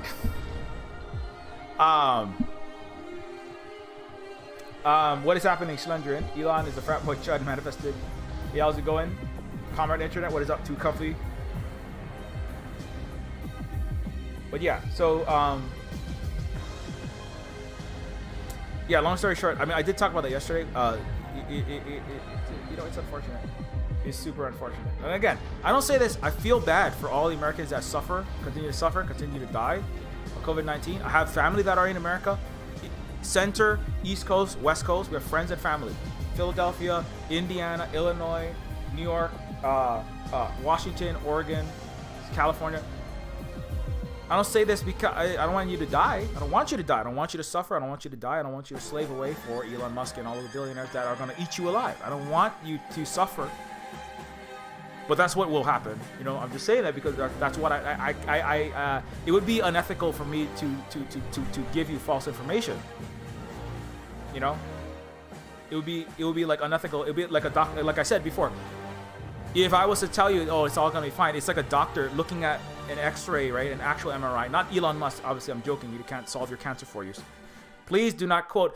But Silverspook said that Elon Musk could cure my leukemia with his brainwaves telepathically from 4,000 miles away through superconducting quantum interference chemotherapy. Silverspook, you lied. I was joking. That was a joke. Okay. Elon Musk can't cure cancer with his literal neural electrical charges. That's a joke, okay? But if the doctor takes X-ray and does MRI and looks at your blood work, right? Looks at the existence of, vast quantities of aberrations in your cell walls and in your neocytes and neoplasms and tumors, right? He sees all these dark spots on a backdrop in your lungs, in your legs, in your heart, in your kidneys. You see stage 4 cancer, and the doctor tells you the pains you're feeling is just a little cold, and that rash on your arm that's like an oblong in the shape of Texas, right? Texas is also a cancer on the earth. It's Dallas and a bunch of right-wing fucking cowboys and fossil fuel oligarchs, but that's a metaphor. But there's a literal Texas-shaped blob on your arm that's like changing color, changing shape, bleeding and healing again, right? And it's skin cancer, and the doctor knows it's skin cancer, and the doctor tells you that's just a little rash. It's just a weird rash. It's gonna go away. Don't worry about it. Just take some Tylenol, right? And that feeling in your body, that pain in your hip, that's not cancer. That's just that's just you probably just sprained it. You just sprained it. You're walking up, what do you live on the 3rd floor? You're walking up some stairs, stepping over all the dead teachers and college professors, that were homeless in your stairwell. You stepped over a dead teacher, you sprained your hip. It's not cancer that is metastasizing through your body. And the cancer, that's not skin cancer, that's just a weird rash. Don't worry about it. Put a little Neosporin on, it'll go away, right? If the doctor were to tell you that, the doctor would be malpractice.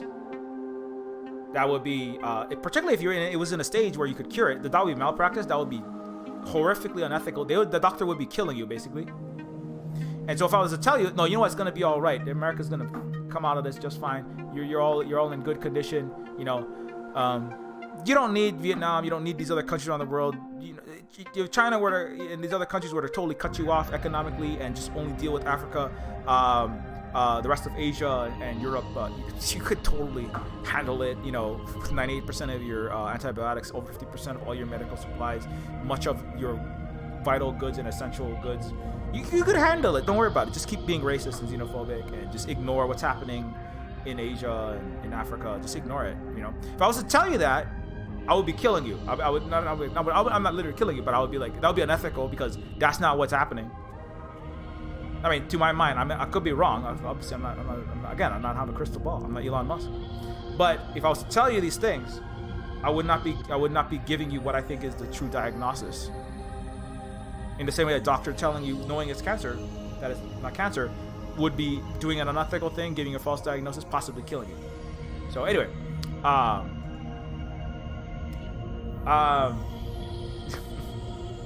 Two Coffee says, write a book. I wish I had time.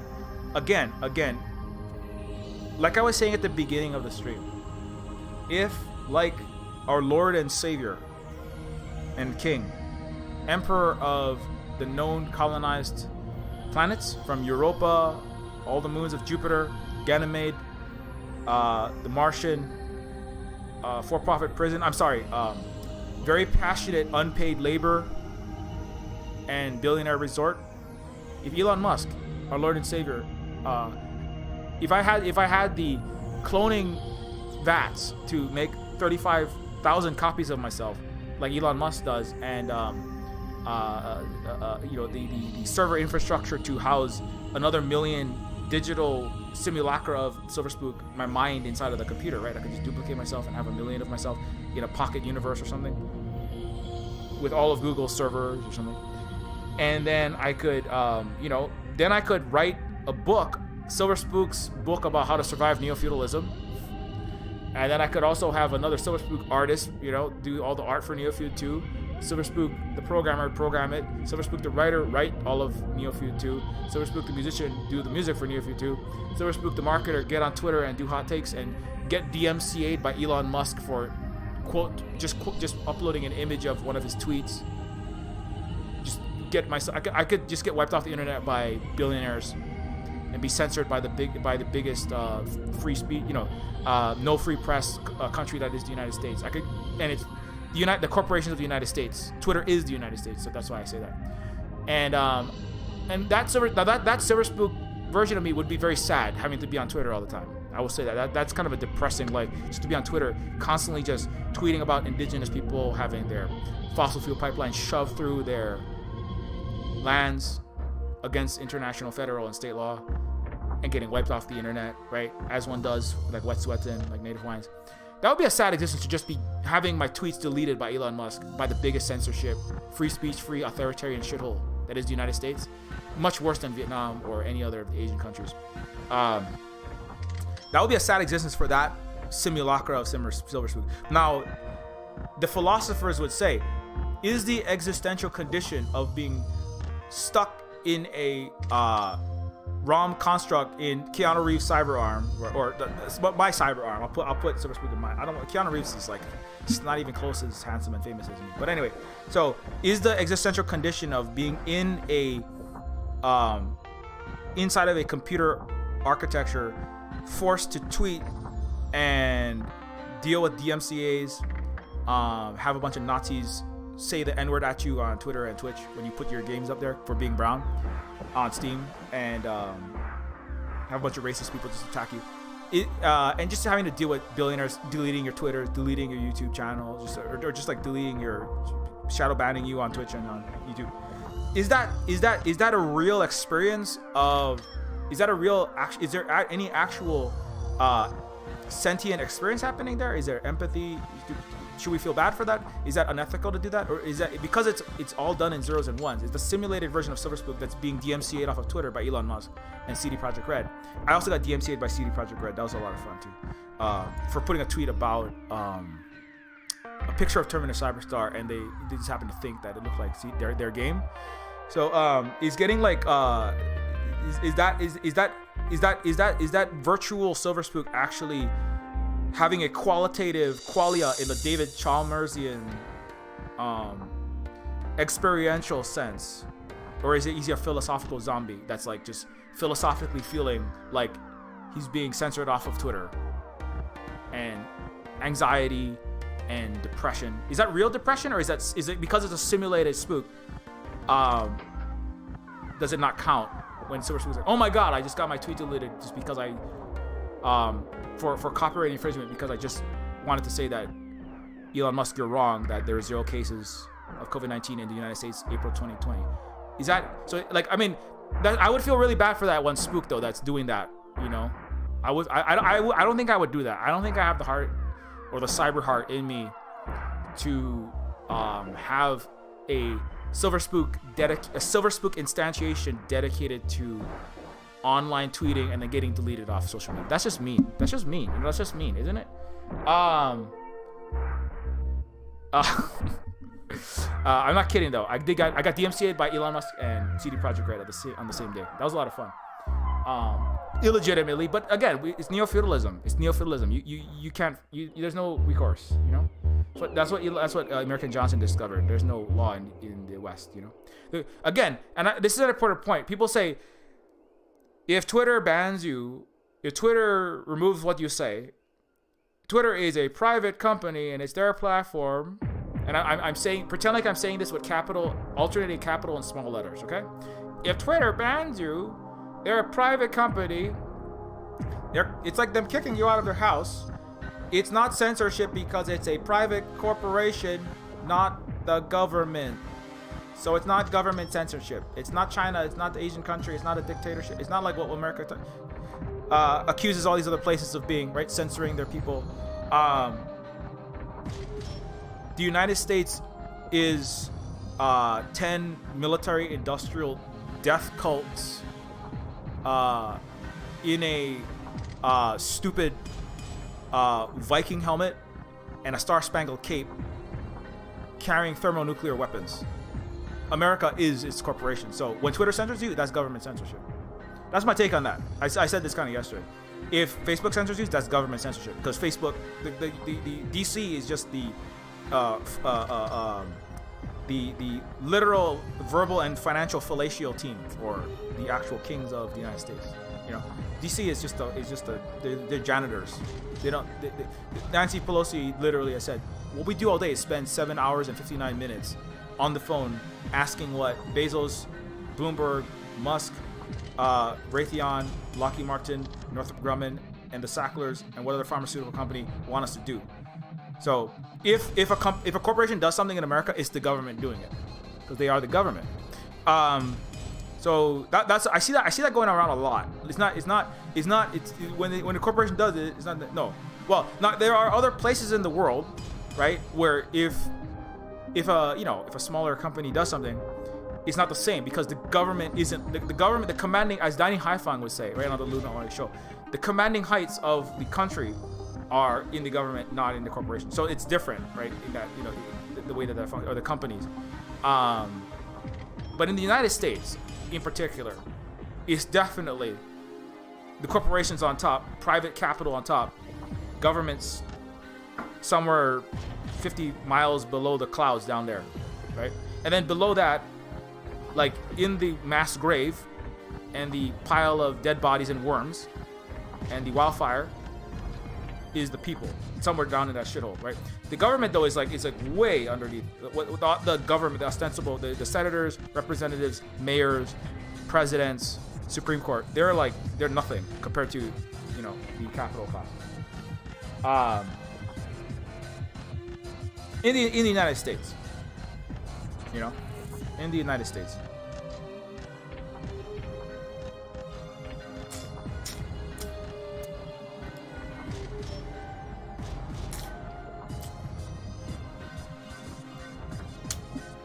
Anyways, but yeah, so that's Neofeudalism. I hope that makes some sense. What time is it? 8:48. I have been streaming. I'm gonna try to make these streams. Maybe I don't stream for forever, because then you kind of get what I was talking about, and I can kind of cut it off a little shorter. But yeah. Multiplanetary Neofeudal Plutocracy. I should probably come up with other things to do in these streams, but you know what? I was joking about that, like going and having to. I'm joking about. I don't literally have multiple copies of myself. Working on Neofeud 2, it is basically me. Now, soon there may be somebody working with me on Neofeud 2, and at that point we will have a 3-person worker-owned cooperative. It'll be myself, Holly Argent, and a third Native Hawaiian, another Native Hawaiian from Hawaii, who has made the wise decision, and I got a confirmation this week that he's definitely moving. You might have heard Kama has been in the chat before. And the Native Hawaiian has made a wise decision to leave the Neofeudal, collapsing, billionaire digested, dying city of Honolulu, like the rest of the United States, right? Because the Big Island here, I bring this up a lot. I know it's a hard point. I know it's not, people like, oh, I think a lot of Americans don't even believe it when I say there have been 0 evictions in 5 years in the county of Hawaii by the Hawaii County Police Department. It is incredibly difficult to get anybody removed from a house, which does what? Makes the affordability of housing very good, because the police are the enforcers of the landlord and capitalist class. Makes it frustrating for rich white people who want to do that, and they call the government corrupt and full of troublemakers. But it's because the rich white people are used to racist gentrification, kicking black and brown and poor people out of their houses so that they can jack the price of housing up. But you can't do that here.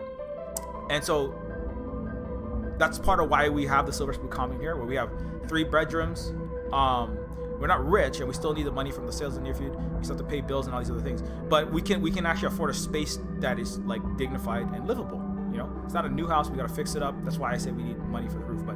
But we're not squeezed for the amount of money that we like would be paying now. We could live in a Mazda Tribute or a 10x10 box, surrounded by meth labs, the highway, and people dying on the sidewalk in front of us, right? But we actually have a yard here. That's the difference, right? So my friend is making a very wise decision to leave the neo-feudal hell world of the United States before he gets dead, like a lot of both of our families have died in that shithole. Alcoholism,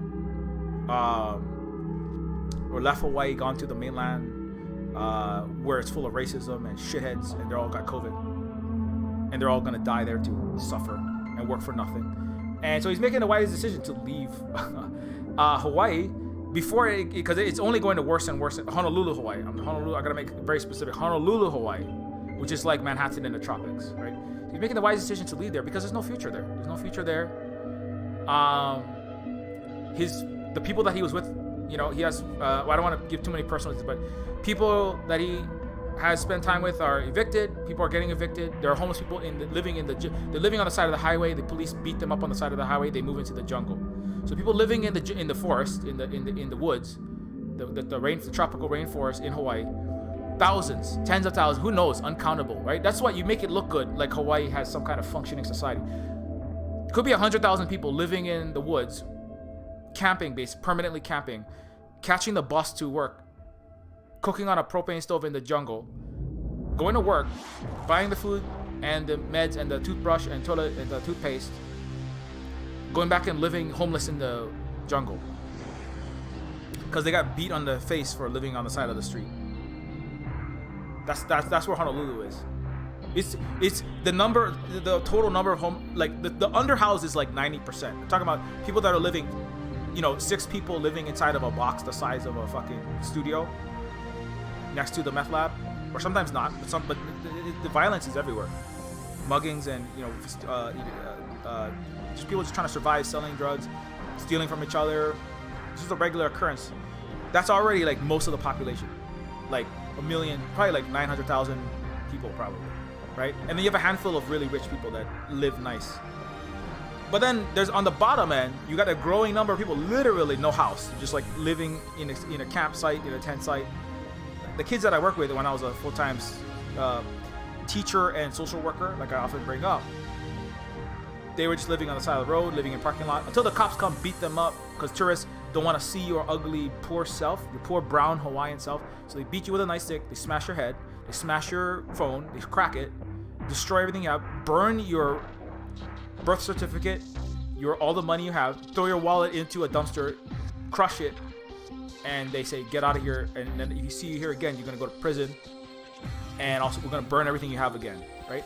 It needs to be clear. These are not just people who are like out on the street because, they got into, they did too many drugs. They have like, they just completely can't function, or they're just out there because, they're just like kids who ran away from their parents' house. I'm talking about full-time working homeless people. I mean, like working at Jiffy Lube, living in a van, living in a tent. Both parents. Of mom and dad working at Jiffy Lube, mom working as a secretary in a dentist's office. 3 kids, the kids living in a tent, living in a van on the side of the street, and then they get beat up. The kids and the parents get beat up. Tens of thousands of these people. So work full-time working homeless, and then now they live in the jungle, and then they catch the bus to work. So that's where it is. And I'm like, dude, don't put yourself through this. Don't give your life to your Lord and Savior Bezos and Musk. Don't give your life to your Lord and Savior, the Kahala billionaires. Don't be digested by these people. The stomach acid is gonna eat your housing, your car, and everything you have. Every second you work for them. Every dollar you make, you give to your landlord, your corporate lord, your medical lord, your rent lord, your car loan lord, some lord. You empower them. It's kind of like getting out of the guts of the palace as part of it. So anyway, so I'm like, I'm really happy that this is what's gonna happen. Is and I talk a lot of shit about Honolulu. You know why? Because that's where I live, and I absolutely loathe every single aspect of it. not Hawaii, but the American capitalist neo-feudal the military there, and the plantation that's there. And it's all American. There's Japanese billionaires, you got Chinese billionaires, you got American billionaires, you got Russian billionaires, you got all these billionaires, laundering their money through there. But ultimately, it's America and its politics that enable a lot of this, and its occupation. It's that enable this international capital that happen, and it's disgusting. But yeah, so that's why when the Silver Spoon Commune in the Big Island of Hawaii, we can actually live. We can actually have the capacity to grow something. So all the money that we make, if you buy a Neofeud or if you give to the Patreon, every dollar, that doesn't go. Obviously, some goes to the Patreon, some goes to the Steam, whatever, right?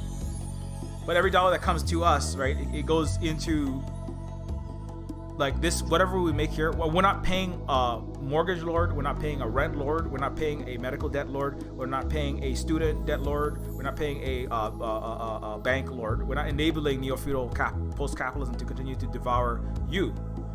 And so it goes straight back into the Silver Spoon Commune. We're growing more kalo. We may extend to have more housing so that more people can live in the Silver Spoon Commune. And every dollar that is made, every ounce of caring work, educating children, caring for each other, fixing the roof, fixing the drywall that's falling apart, fixing the plumbing in the pipes when it breaks, redoing the roof, redoing walls, redoing the floorboards when the termites eat them. Because guess what? Houses don't live forever.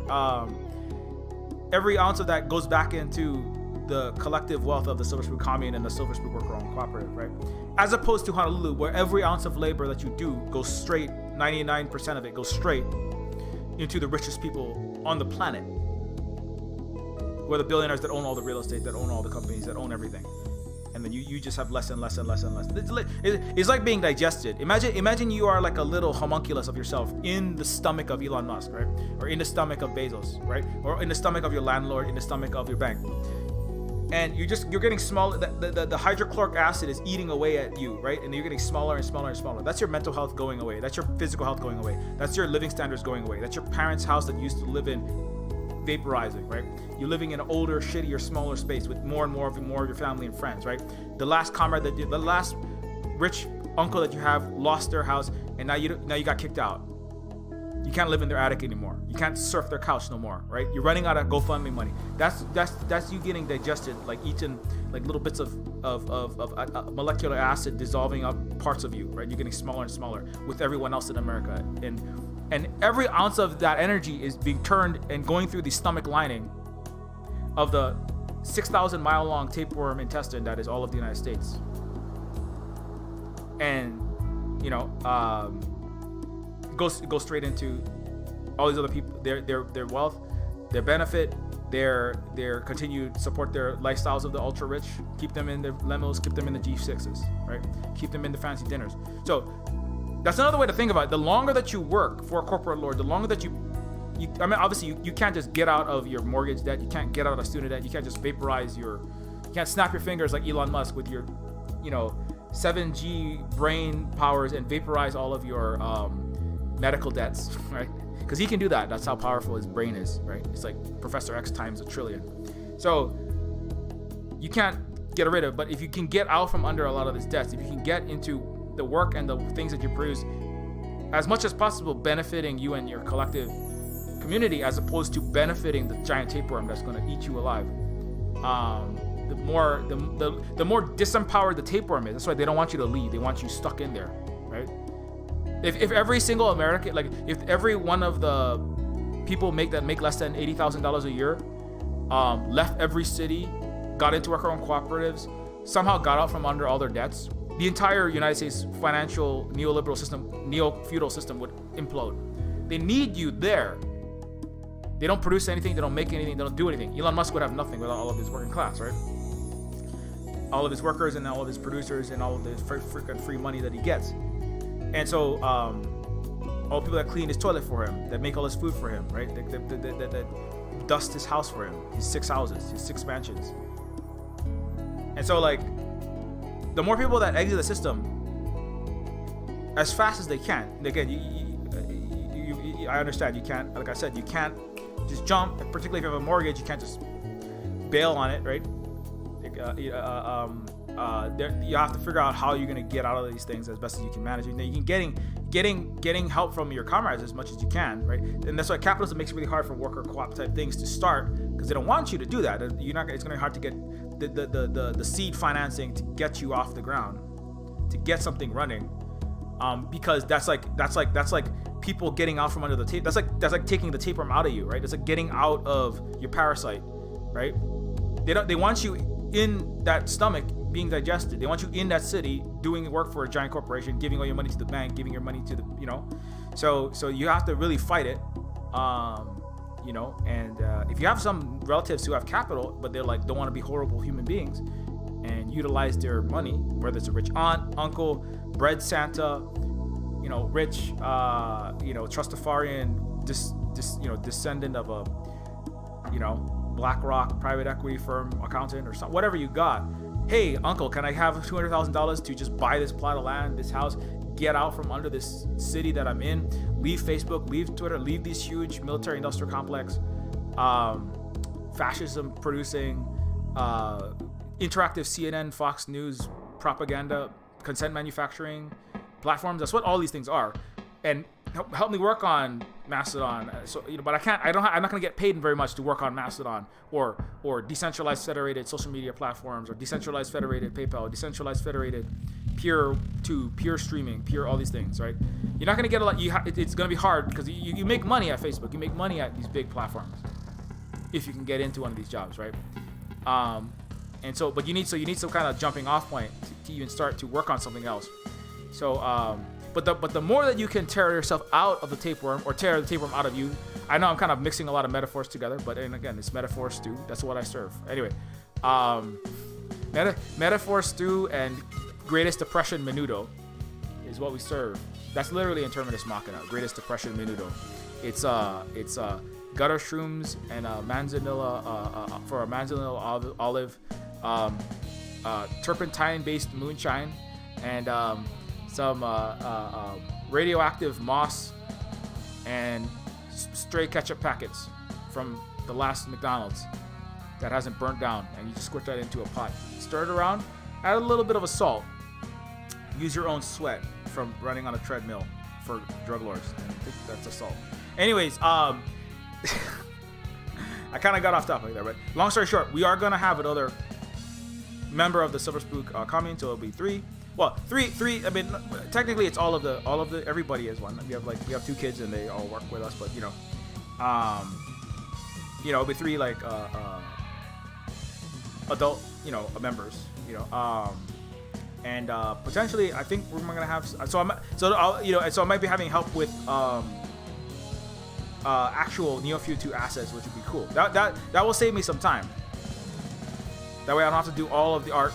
Like Neofeud 1, I basically did the art and the art programming and the writing, but if I can do offload some of that, and then similarly, as I said in the Silver Spook commune and the Silver Spook worker-owned cooperative that makes anti-capitalist cyberpunk adventure games, the amount of money that you get, the revenue split is directly proportional to the money. I mean, the way that I want to negotiate it. Now, it has to be negotiated, with each person, depending on your life situation and circumstances, but it's transparent, and I believe it should be transparent, as democratic as you can manage to do it, and as equitable as you can manage to do it, right?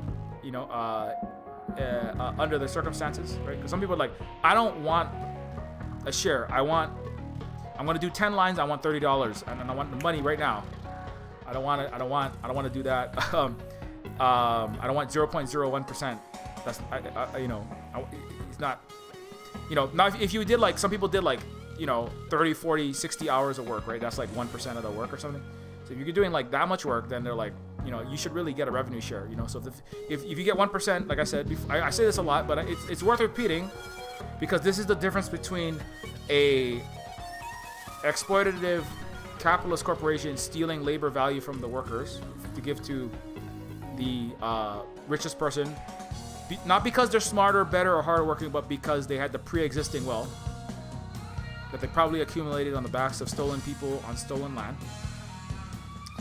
And So if you work on, you know, so when you produce labor at Silver Spoon Games, then you know, it's a ratio of the amount of work that you did, basically. I don't judge. Like, unlike Elon Musk, I don't say if you are smarter and better. Like, I have a degree in computer science and I have artificial intelligence coding understanding, so I should get twice as much than you, artist, or you, voice actor, or you, musician, or you, level designer. You're a lowly level 1 level designer. No, everybody just gets the same by the hours.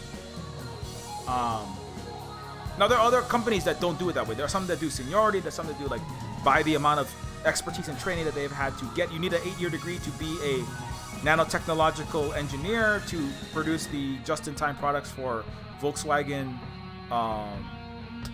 advanced 3D printing manufacturing at Mondragon. You know, 80,000 person worker co-op. Okay, then maybe because you have to invest a lot of money and time to get that degree, and it's, you know, so you maybe should make a little bit more. But that's something that's democratically decided. So again, you know, that's something that we try to do, and we try to do at Silver Spoon Games. So you know, but you know, I'm willing to go with, you know, whatever, you know, that's something I have to work on. But I do want it to be that way. Nobody's going to get nothing, because that's the thing that corporations do, is they make you work for kudos, especially AAA game companies. They make you work for nothing, or you do a 3-month-long interview. They take all the work that you've done for the interview and then they make that into content for the game, like writing, music, art. Like, here, design a imaginary level for a fantasy RPG, and then after working on that for a month, 3 months even, oh, thanks for all of that, we're gonna use that. And also, if you try to sue us, we have more money than you for lawyers, and DMCA your face off the. Oh, also, there's this fine print that you sign in the back of your interview contract that says that anything you do during this interview is our intellectual property. So that happens. That's totally shitty. That happens all the time. Companies like EA, these huge giant companies, they do that kind of nasty stuff. I don't know specifically if CD Projekt had done that kind of stuff, but they routinely do. There's a lot of journalism on what they have done, so I'm not going to repeat that. But like long story short, we don't want to. Everybody who works on the Silver Spoon Games will get something, unless they're like adamantly like, I absolutely do not want credit for something, and it's not going in the game. Like, somebody did say, I do not want any credit for this. We just talked about a thing. I don't want nothing. Maybe a special thanks. But if you're making assets, and I encourage anybody, if you're working with any company, do not accept kudos. Do not accept. You're going to get credit in this game. Do not accept a low wage. Do not accept anything less. Because even if you go, oh, well, you know, I'm just learning how to, I only have like 1 year of Full Sail, and I'm just learning how to program and write and do art, and, you know, I just want to do this. I just want to have my name on an EA game, on a RPG, on an Activision game, on this cyberpunk tabletop game, indie wrestling narrative, or whatever you're doing. Do not, as best as, I mean, I can't tell you what, but I mean, the more, if you do work for very little or nothing, that empowers and enables, particularly for a big corporation that is capitalist, that empowers and enables the corporation's business executives to factor in, wow, there are thousands of people out there who will produce pretty good art, and we don't really care. We just want content. We can brush it up maybe later. They can do pretty good content, and they'll do it for free because they want kudos. So we can take their stuff, their art, their writing, their levels, their programming, their music, their voice acting, because they want their name on the game, and we can get it for free, and then we can still make $1 billion from this video game, right? And they're going to use that against the actual employees. You go, you know what? You're going to do that art for half as much. I know we're paying you 25. You're going to do it, or you're paying 30. You're going to do it for 15. You're going to do it for 13. You're going to do it for 12, and you're going to come in on the weekend. And if you don't, look at this army of kids out there. They're very skilled. They're very talented. They all want a job in gaming. They're all going to do what you're doing a little bit, not quite as good, but good enough, and they're going to do it for free. So accept lower pay, because we got this army of kids out there going to do it. So please, if you're going to work for a company, now if you're going to do like your own fun project on it's whatever, you know, it's just like a fun free game, but don't get into that's the seed startup honeymoon bubble. You know, it's not good. You should like always ask, always like think of it as a particularly if you're going to release it to the public and a lot of people are going to play it, Are people getting value out of what I'm doing? Is there other things out there that people would pay for in this imperfect world in which people consume media, art, and entertainment, and people still need to pay bills, have money for their house, have money for food, have money for healthcare and for clothing and stuff like that, right? And there are millions of people that have jobs in entertainment and games and art that need to pay their bills. Would somebody pay money for the thing that I'm doing, right? You know, like, please, like, especially if you are working for any kind of capitalist corporation that's going to make money from exploiting the labor of their workers. That's what profit is. It's the value of the workers. It's the amount that you produce minus how much the boss takes from you. You never get paid what you're worth at a capitalist corporation. You're always getting less. So you have to ask yourself how much, you know, if you are going to work for these, do not give your work away for free.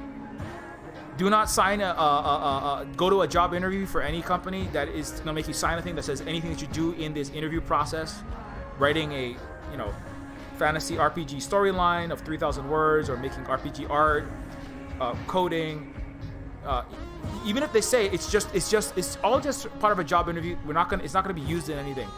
Do not do that, because a lot of the times what they're gonna do is they're gonna take that, they're gonna use it in the game, and then they're gonna let go. They're gonna fire some union starting artist, right? They're gonna fire the programmer, the artist, and the writer who are trying to assault the union with information that they garnered from AWS, Google, and the entire surveillance state that is crushing any kind of social worker organization. And they're gonna use your work for free, and you're gonna get nothing. They're not gonna credit you. They're gonna say, go fuck yourself. Do you have $60 million worth of lawyers? No, you fucked. So don't be sucked into this kind of like, it's a wishy-washy. That's why I hate saying, oh, I'm so passionate about the game, I would do this for free. It's a labor of love. It can be a labor that you love and you're passionate about, but it's always still work. Neofeud is work. It's 3 years of my life, and I deserve to not have to be homeless and my family be homeless while I produce a thing that a lot of people get a lot of value by, you know, a majority of positive reviews and a lot of things that people have said, you know. It's not a thing I just did for fun. I did do it and it was fun, but it was labor, it was time, it was energy, it was sweat, it was tears, it was a lot of nights and days figuring out a lot of book codes and getting the bugs out. And Neofeud has like 10,000 times less bugs in Cyberpunk 2077 apparently, so that also took time. Other people put labor in it to help me debug it. I paid a QA. There is a QA tester that gets an ongoing revenue share every year. You know, it's like spend like 40, 80 hours. I forget the total. It's like it was a few weeks of at least part-time work, just QA testing Neofeud to make sure all the bugs were gone, or as many as we could get rid of. Right. That was work. That's all work, right? And so that's why I don't talk about things in the so indie game, I'm so passionate about this. The people that tend to do that tend to be very privileged, upper middle class white dudes who haven't had to actually starve or have their labor hyper exploited, you know, and they don't really know the meaning of what they're talking about. Now, it's great if you want to work on full open source, and that's really great, and give your free time and energy to one of these projects. That's also great, right? But also there's Patreon, and there's like, you know, I put a lot of time and energy in this. Can people support me in this thing that I'm doing? And that's like a legitimate thing to ask for. Like, I'm gonna put a lot of my time and energy into a thing. It's gonna get a lot of people will get a lot of value from it. We don't live in full communism where everybody can, we don't live in full communism where everybody can just have their food, their housing, their healthcare, their clothing, and everything else that they need without work, without money. And so so having the privilege to do things not for money, and then doing them for free and giving it away actually ultimately hurts the billions of people who have to do value producing labor for money. Because then the corporations go, well, I'm gonna take this free labor from this dude or this other person or this other kid who's giving it away for free. I'm not gonna hire you. I'm not gonna give you any money, accept less. It's all that's what the union bargaining is for. It's like the corporation is gonna say, well, how much can we get away? How little can we get away with paying you? Who else is out there that we can replace you with, right? What does it look like? If we have the option to take 1,000 people doing the same job for free, or almost free, because they're passionate, is a threat to every worker that does labor for money because they need to survive and feed their children, you know? So anyway, long story short, that's a longer, more complex point, but that's part of why I try to always say, like it's always labor. And I sent you an arrow to Terminus Cyberstar. We're like, everybody who works on Terminus Cyberstar, which is another video game that I'm simultaneously working on. I talk about it's a 3D cyberpunk RPG that's due out in February or March, as far as I know now, sometime in Q1 2021.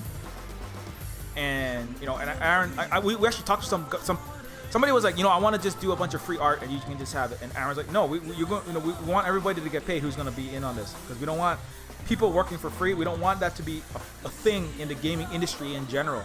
Because even if like you feel like, oh well, it's just this one time I'm doing this for free,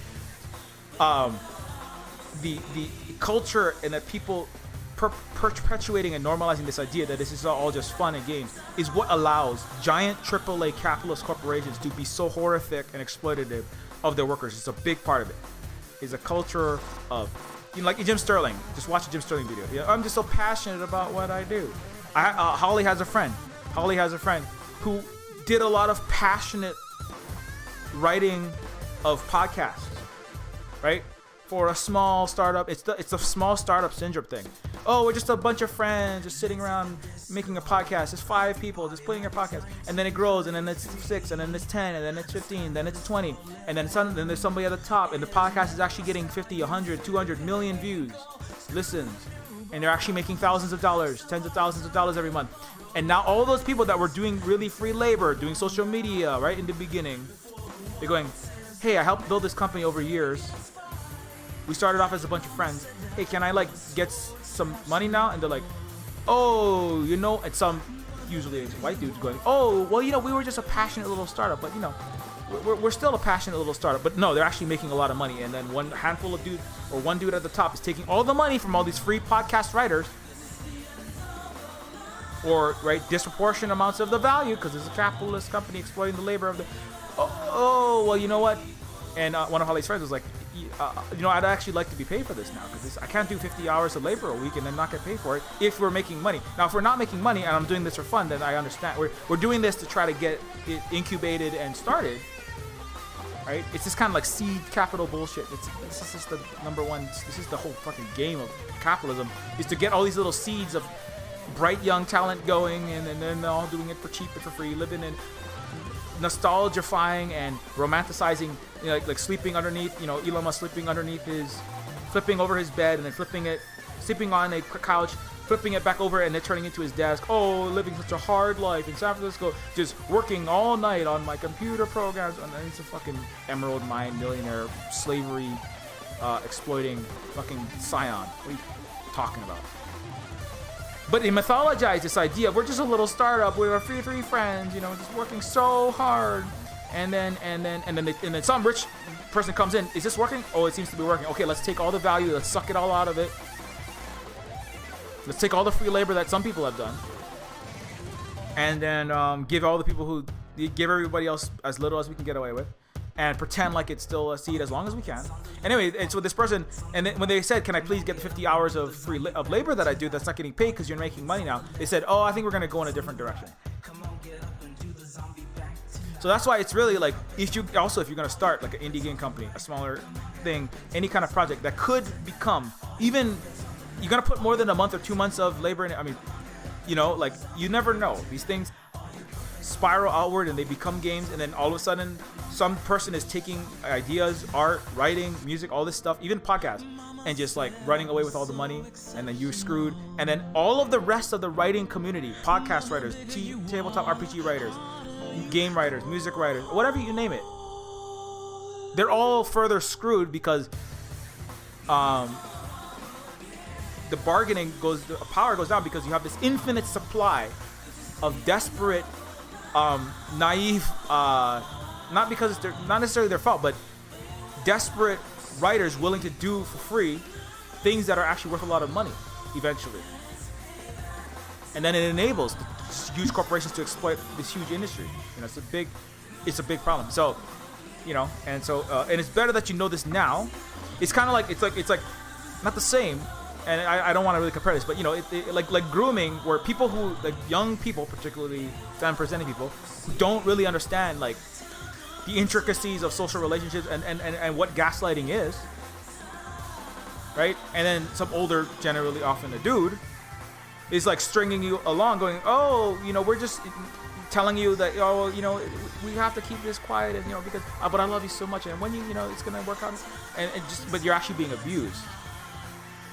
And those people, sexual abusers, need an infinite supply of people who don't, young people who don't understand that they're being gaslit and abused. And corporations similarly need an infinite supply of young, new workers, passionate writers, artists, musicians, programmers, game developers,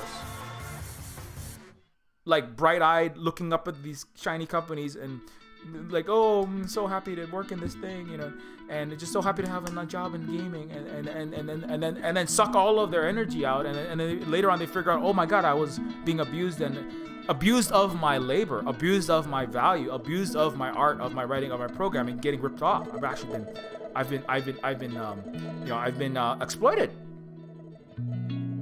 right? And then everybody around them can go, oh, you see, well, look at it. We had million exploitable little suckers coming out of these game universities, little game devs. So you better take less.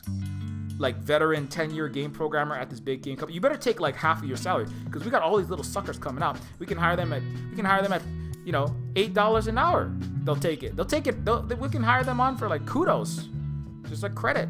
So you veteran programmer, you better get that. That's why they love Telltale. They love like just firing all the senior programmers, just like Boeing. Just fire all of the senior technicians at Boeing. Just fire all of the senior aeronautics engineers and all the people who are experts in coding the autopiloting systems for aircraft. You know, just fire them all. Bring on a bunch of $9 an hour young kids to build the planes. And the planes crash. Doesn't matter, right? CD Projekt Red, video games explode your Xbox One, melt down your PS4. Literally brick PCs are horrific, nightmarish bug fests. Doesn't matter. They already made the billions. They already fucking got it in an offshore account. They've already DMCA'd like all the people that they had to get DMCA, and now it's like run away with the money time.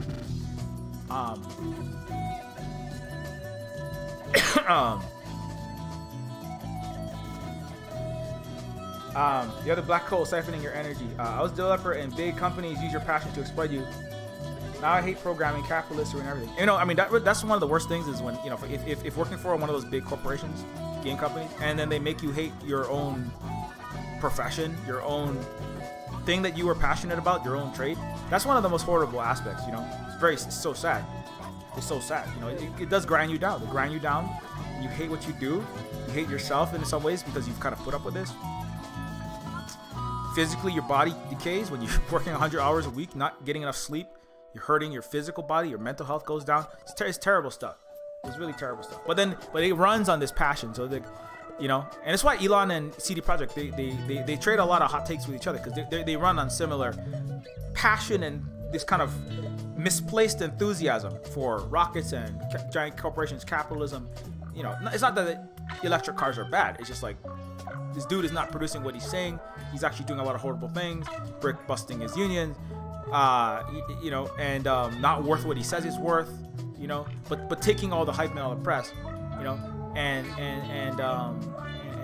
it's similar for the game companies. Like, you're gonna work at this game company. That's not great. You're working on games. You love games. You're so passionate about the video games, and then they destroy your passion, right? As you get ground down and you realize what you're actually doing. A lot of people who have worked at Elon Musk's companies have also said he's actually like, he doesn't manage it very well. He's very like, he has like unreasonable expectations, and actually makes it harder for us to do neuroscience, makes it harder for us to do aeronautics, because he wants these kind of timelines of when he wants to do his TED Talks, and he micromanages in ways that actually makes it harder for us to produce neural links, brain-computer interfaces, these cars. You know, he has all these stupid projects that, like the Cybertruck and all this nonsense, and you know, but he just wants to do his CAM presentations. He doesn't really care, you know, if it works or not. He just wants to look good, right? and to act like he's the Messiah of Earth. And so, so it's a similar dynamic, it's a similar dynamic. But anyway, okay, it's 9:25. Yeah, so Neofeud, but yeah, that's the big news is we are going to be having some new people at the Silver Spoon Cooperative. I'm going to show the trailer for Neofeud real fast. 1 second here. Don't forget, everything we do here is supported by the sales of this game, Neofeud. And we'll be right back.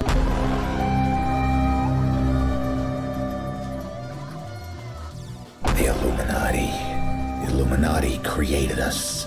They wanted to build a god with their own hands, and instead they created us. Just because I'm made of silicone and aluminium, I must be doing something wrong. That's machine stereotyping, that is. That's reality, that is. Machines are second-class citizens. Humans are sentient persons by default, ma'am. They have personhood by heredity. There are thousands upon thousands of overqualified slum dwellers. You are my peon. Don't you get it? This wasn't a job. It was always just an excommunication sentence. We're pawns in a feud bigger than we can imagine. Turn the cogs of the machine before Leviathan grinds you up and swallows you and yours. We don't get to choose our hand, comrade. Prince, peon, rich, poor, human, robot. I invented the crux of the royal's power, the secret to consciousness, our existence itself, the meaning of life. I'm the $6 billion baller. Have some trouble, youth. You are my greatest creation of all. God's had to fill my own family. I hate your son. I hate your son. I'm happy to smash all of the crowns and throw the gold shards down to the people. I will be the iconoclast queen. But who makes you queen anyway? You? You and whose army, princess? You and whose army?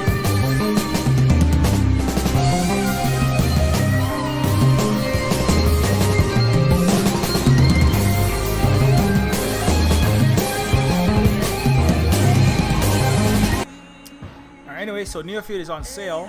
I'm sorry, it's on Steam and on itch.io. That video game, you can get it on Steam. It is a game that I did spend about 2.5 to 3 years working on this, on the writing, art, music, and programming, and the voice acting. Writing, art, music, programming. Yeah, and voice acting, about half of the voice acting. And Holly has helped with it as well. And if you have a second to leave even a very short review, it is greatly appreciated because it does help the all-seeing, all-knowing, almighty algorithm to recommend the game to people when they log into Steam in their discovery feed, in their More Like This feed. It really does help. So even if you just leave like, I like this game, it does help. Anyways, so you can also find Neofeud on itch.io. If you don't want to get it on Steam, you can get it on itch.io for DRM free, and you can also get it for Windows, Mac, and Linux. If for whatever reason you don't like Steam, or if you don't have Windows, you can also support what we do here on Patreon at patreon.com/Neofeud, which is where we can, if you don't want to buy you don't play or buy video games, you can also help us out at, you can follow us at Silver Spook Games at octodon.social. Mastodon is a, which is what this is a decentralized, federated, non-capitalist social media platform. What does that mean? That means that the platform isn't owned by a private capitalist corporation, which Twitter is, and it doesn't have a billionaire making billions of dollars rigging and picking and choosing like a king of the internet, who gets to stay and who goes, and disproportionately bans Black, Indigenous, and people of color activists, particularly when they're trying to stop fossil fuel pipelines being shoved through their land or just asking for their rights or asking for police to stop murdering them, which is what happened to people who said Breonna Taylor's name on Twitter. 3,000 people lost their accounts or had them deactivated. So Mastodon doesn't do that, can't do that because of the way that it's set up. So I highly recommend checking it out. If you haven't yet, I have, that's what my account is. I try to cross-post everything I post to Twitter. I post it to Mastodon too. Hopefully one day it will grow to the size. One day, we know we're getting somewhere when Mastodon has more users on it in total than Twitter, But anyway, long story short, that's what it is. You can also follow though on Twitter because it has more reach at the present. And you can follow at SilverSpookGuy. And you can follow at SilverSpookGames. Where's my at SilverSpook? At SilverSpookGames, which has my game-related stuff, mostly. So Neofeud 2 and Terminus Cyberstar, the other 3D cyberpunk game I'm currently working on. Oh, here's some footage. I'll put the Neofeud 2 trailer. Well, actually, everybody knows Neofeud 2, but here's the Neofeud 2 trailer behind me while I'm talking about this a little bit. So the Neofeud 2 trailer. What the hell is it? There it is. Yeah, I'm currently working on this. So, like I said, I'm hoping to get another one of my friends from Hawaii in the Silver Spook community. So it'll be a 3-person worker cooperative, and hopefully he'll be helping with the. So it won't just be me doing the art and everything else. The writing. Sometimes it's hard. I spend a lot of time doing the art, and it takes some time, especially to do animations and some of that kind of stuff. So if you can kind of have some help with that, it would help decrease the total amount of time it will take me to finish this game, because I've been working on it for a while now. And so Neofeud 2 does take a lot of time and energy, but yeah, it's I'm trying to get it done in 2021. Whilst but my work is kind of split between a few different projects. On top of obviously the biggest project being a father to 2 children and a husband, partner, and that's the biggest project. That's the biggest revolutionary activity, is raising 2 decolonized indigenous leftist Kanaka Maoli, as we would say in Hawaii. But anyway, that's Neofeud 2, currently in production. So every sale of the game Neofeud 1 supports the continued work on Neofeud 2. And you can also, yeah, so that's the game. Terminus Cyberstar is the other game I'm currently working on with a larger team. Like I said, I am not the lead producer on that, but it is my friend Aaron Victoria. I am it's a low poly cyberpunk immersive sim in the vein of late 90s PC games such as Deus Ex 1, System Shock 2. So it's kind of like a retro, it's an immersive sim cyberpunk RPG, kind of like Cyberpunk 2077 in the way that it runs. It's 3D, right? You interact with the world. It's a cyberpunk theme, but it's not, but it's low poly, and it's more in the style and the kind of world, the AI, the stealth, combat, etc. It's closer to Deus Ex and more like an immersive sim. And here's some footage from it. Again, this game is due out sometime in February or March. My job is the lead content director, basically the writer of the kind of the Bible for the game, the background, the world, the story, the characters, and then there's a 2D, 3D artists, programmers, level designers, music, UI people are working on everything else. So that's nice. It's nice to not have to be like doing everything. With Neofeud 2, I'm kind of just like doing everything. Sometimes it's nice to just like write some stuff and then here, you guys figure out how to do everything else. It means I don't have to spend quite as much mental headspace on it. And right now I'm more focusing on getting Neofeud 2 done. But these guys I think they're almost done. They're almost done with it. But I can't give you an exact release date yet because Aaron Victoria, who you can join the Terminus Cyberstar Discord. You can go talk to Aaron yourself. He's very friendly. He loves talking about games and cyberpunk, and he's a longtime insider veteran of the game industry.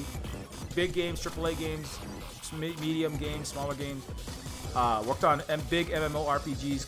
He's been coding a long time. So you can talk to Aaron about. He has lots of friends all over the industry. So, and also, if you're looking for a game job, Aaron might be able to help you with that. And but like me, also is like very fed up with a lot of the big corporate bullshit that happens in the game industry. So, yeah. So do check out Terminator Cyberstar, and you can follow it if you so choose. You can also join the Discord, like I already said. Finally, thanks to all of these people for your continued support. Dave, James Wheaton, Mingzilla, Mr. Brewer, Belinda and Taylor Kiaret, Capybara, Christian T, Industrial Robot. Why did I say that with the southern accent? I don't know. I'm Apple Bloom. I'm Apple Bottom Jeans. The other My Little Pony. I don't know why I did that. Anyway, Industrial Robot, Johnny C, Alana Montero, Sean Conlan, Danny Carroll, Eric Wright, JR, Morgan Swampcroft, The Reaver, Tyler Tudhill, right 455, Matthew Stone, Alexander Roy, Gabriel House, Alfonso De Lazar, Combo Breaker, Lark, Miro, Skylar Smith, Tim, Kabuter Zix, Raph, Tiny Earl, Control.org, Extremely Online Left, Ted, and Churlington, Beast Code. Thanks, folks, for your support. It is massively appreciated. We can't do what we do without y'all's. Literally. We need electricity costs money. I'm sorry, it costs like $200. Anyway, so now, I was about to raid, but I'm like, we're not gonna raid anybody. This is YouTube. Thanks everybody for hanging out and watching. Keep your mirror shades polished, be excellent to each other. Don't forget to say glory be to Elon Musk. 3 glory be to Elon Musk. This is your penance for not being 3 million times smarter like Elon Musk is than you, because he has $210 billion, and that means that he's 210 billion times as smart as you, right? So don't forget to say 3 glory be to Elon Musk, 4 our father Bezos's, and 6 Hail Mary Pelosi's. Okay, that's your penance for not being ultra genius brain smart and being a lowly serf under Neofeudalism. I'm just kidding. You don't have to say any of that. Until next time, keep your mirror shades polished, be excellent to each other, and keep doing what y'all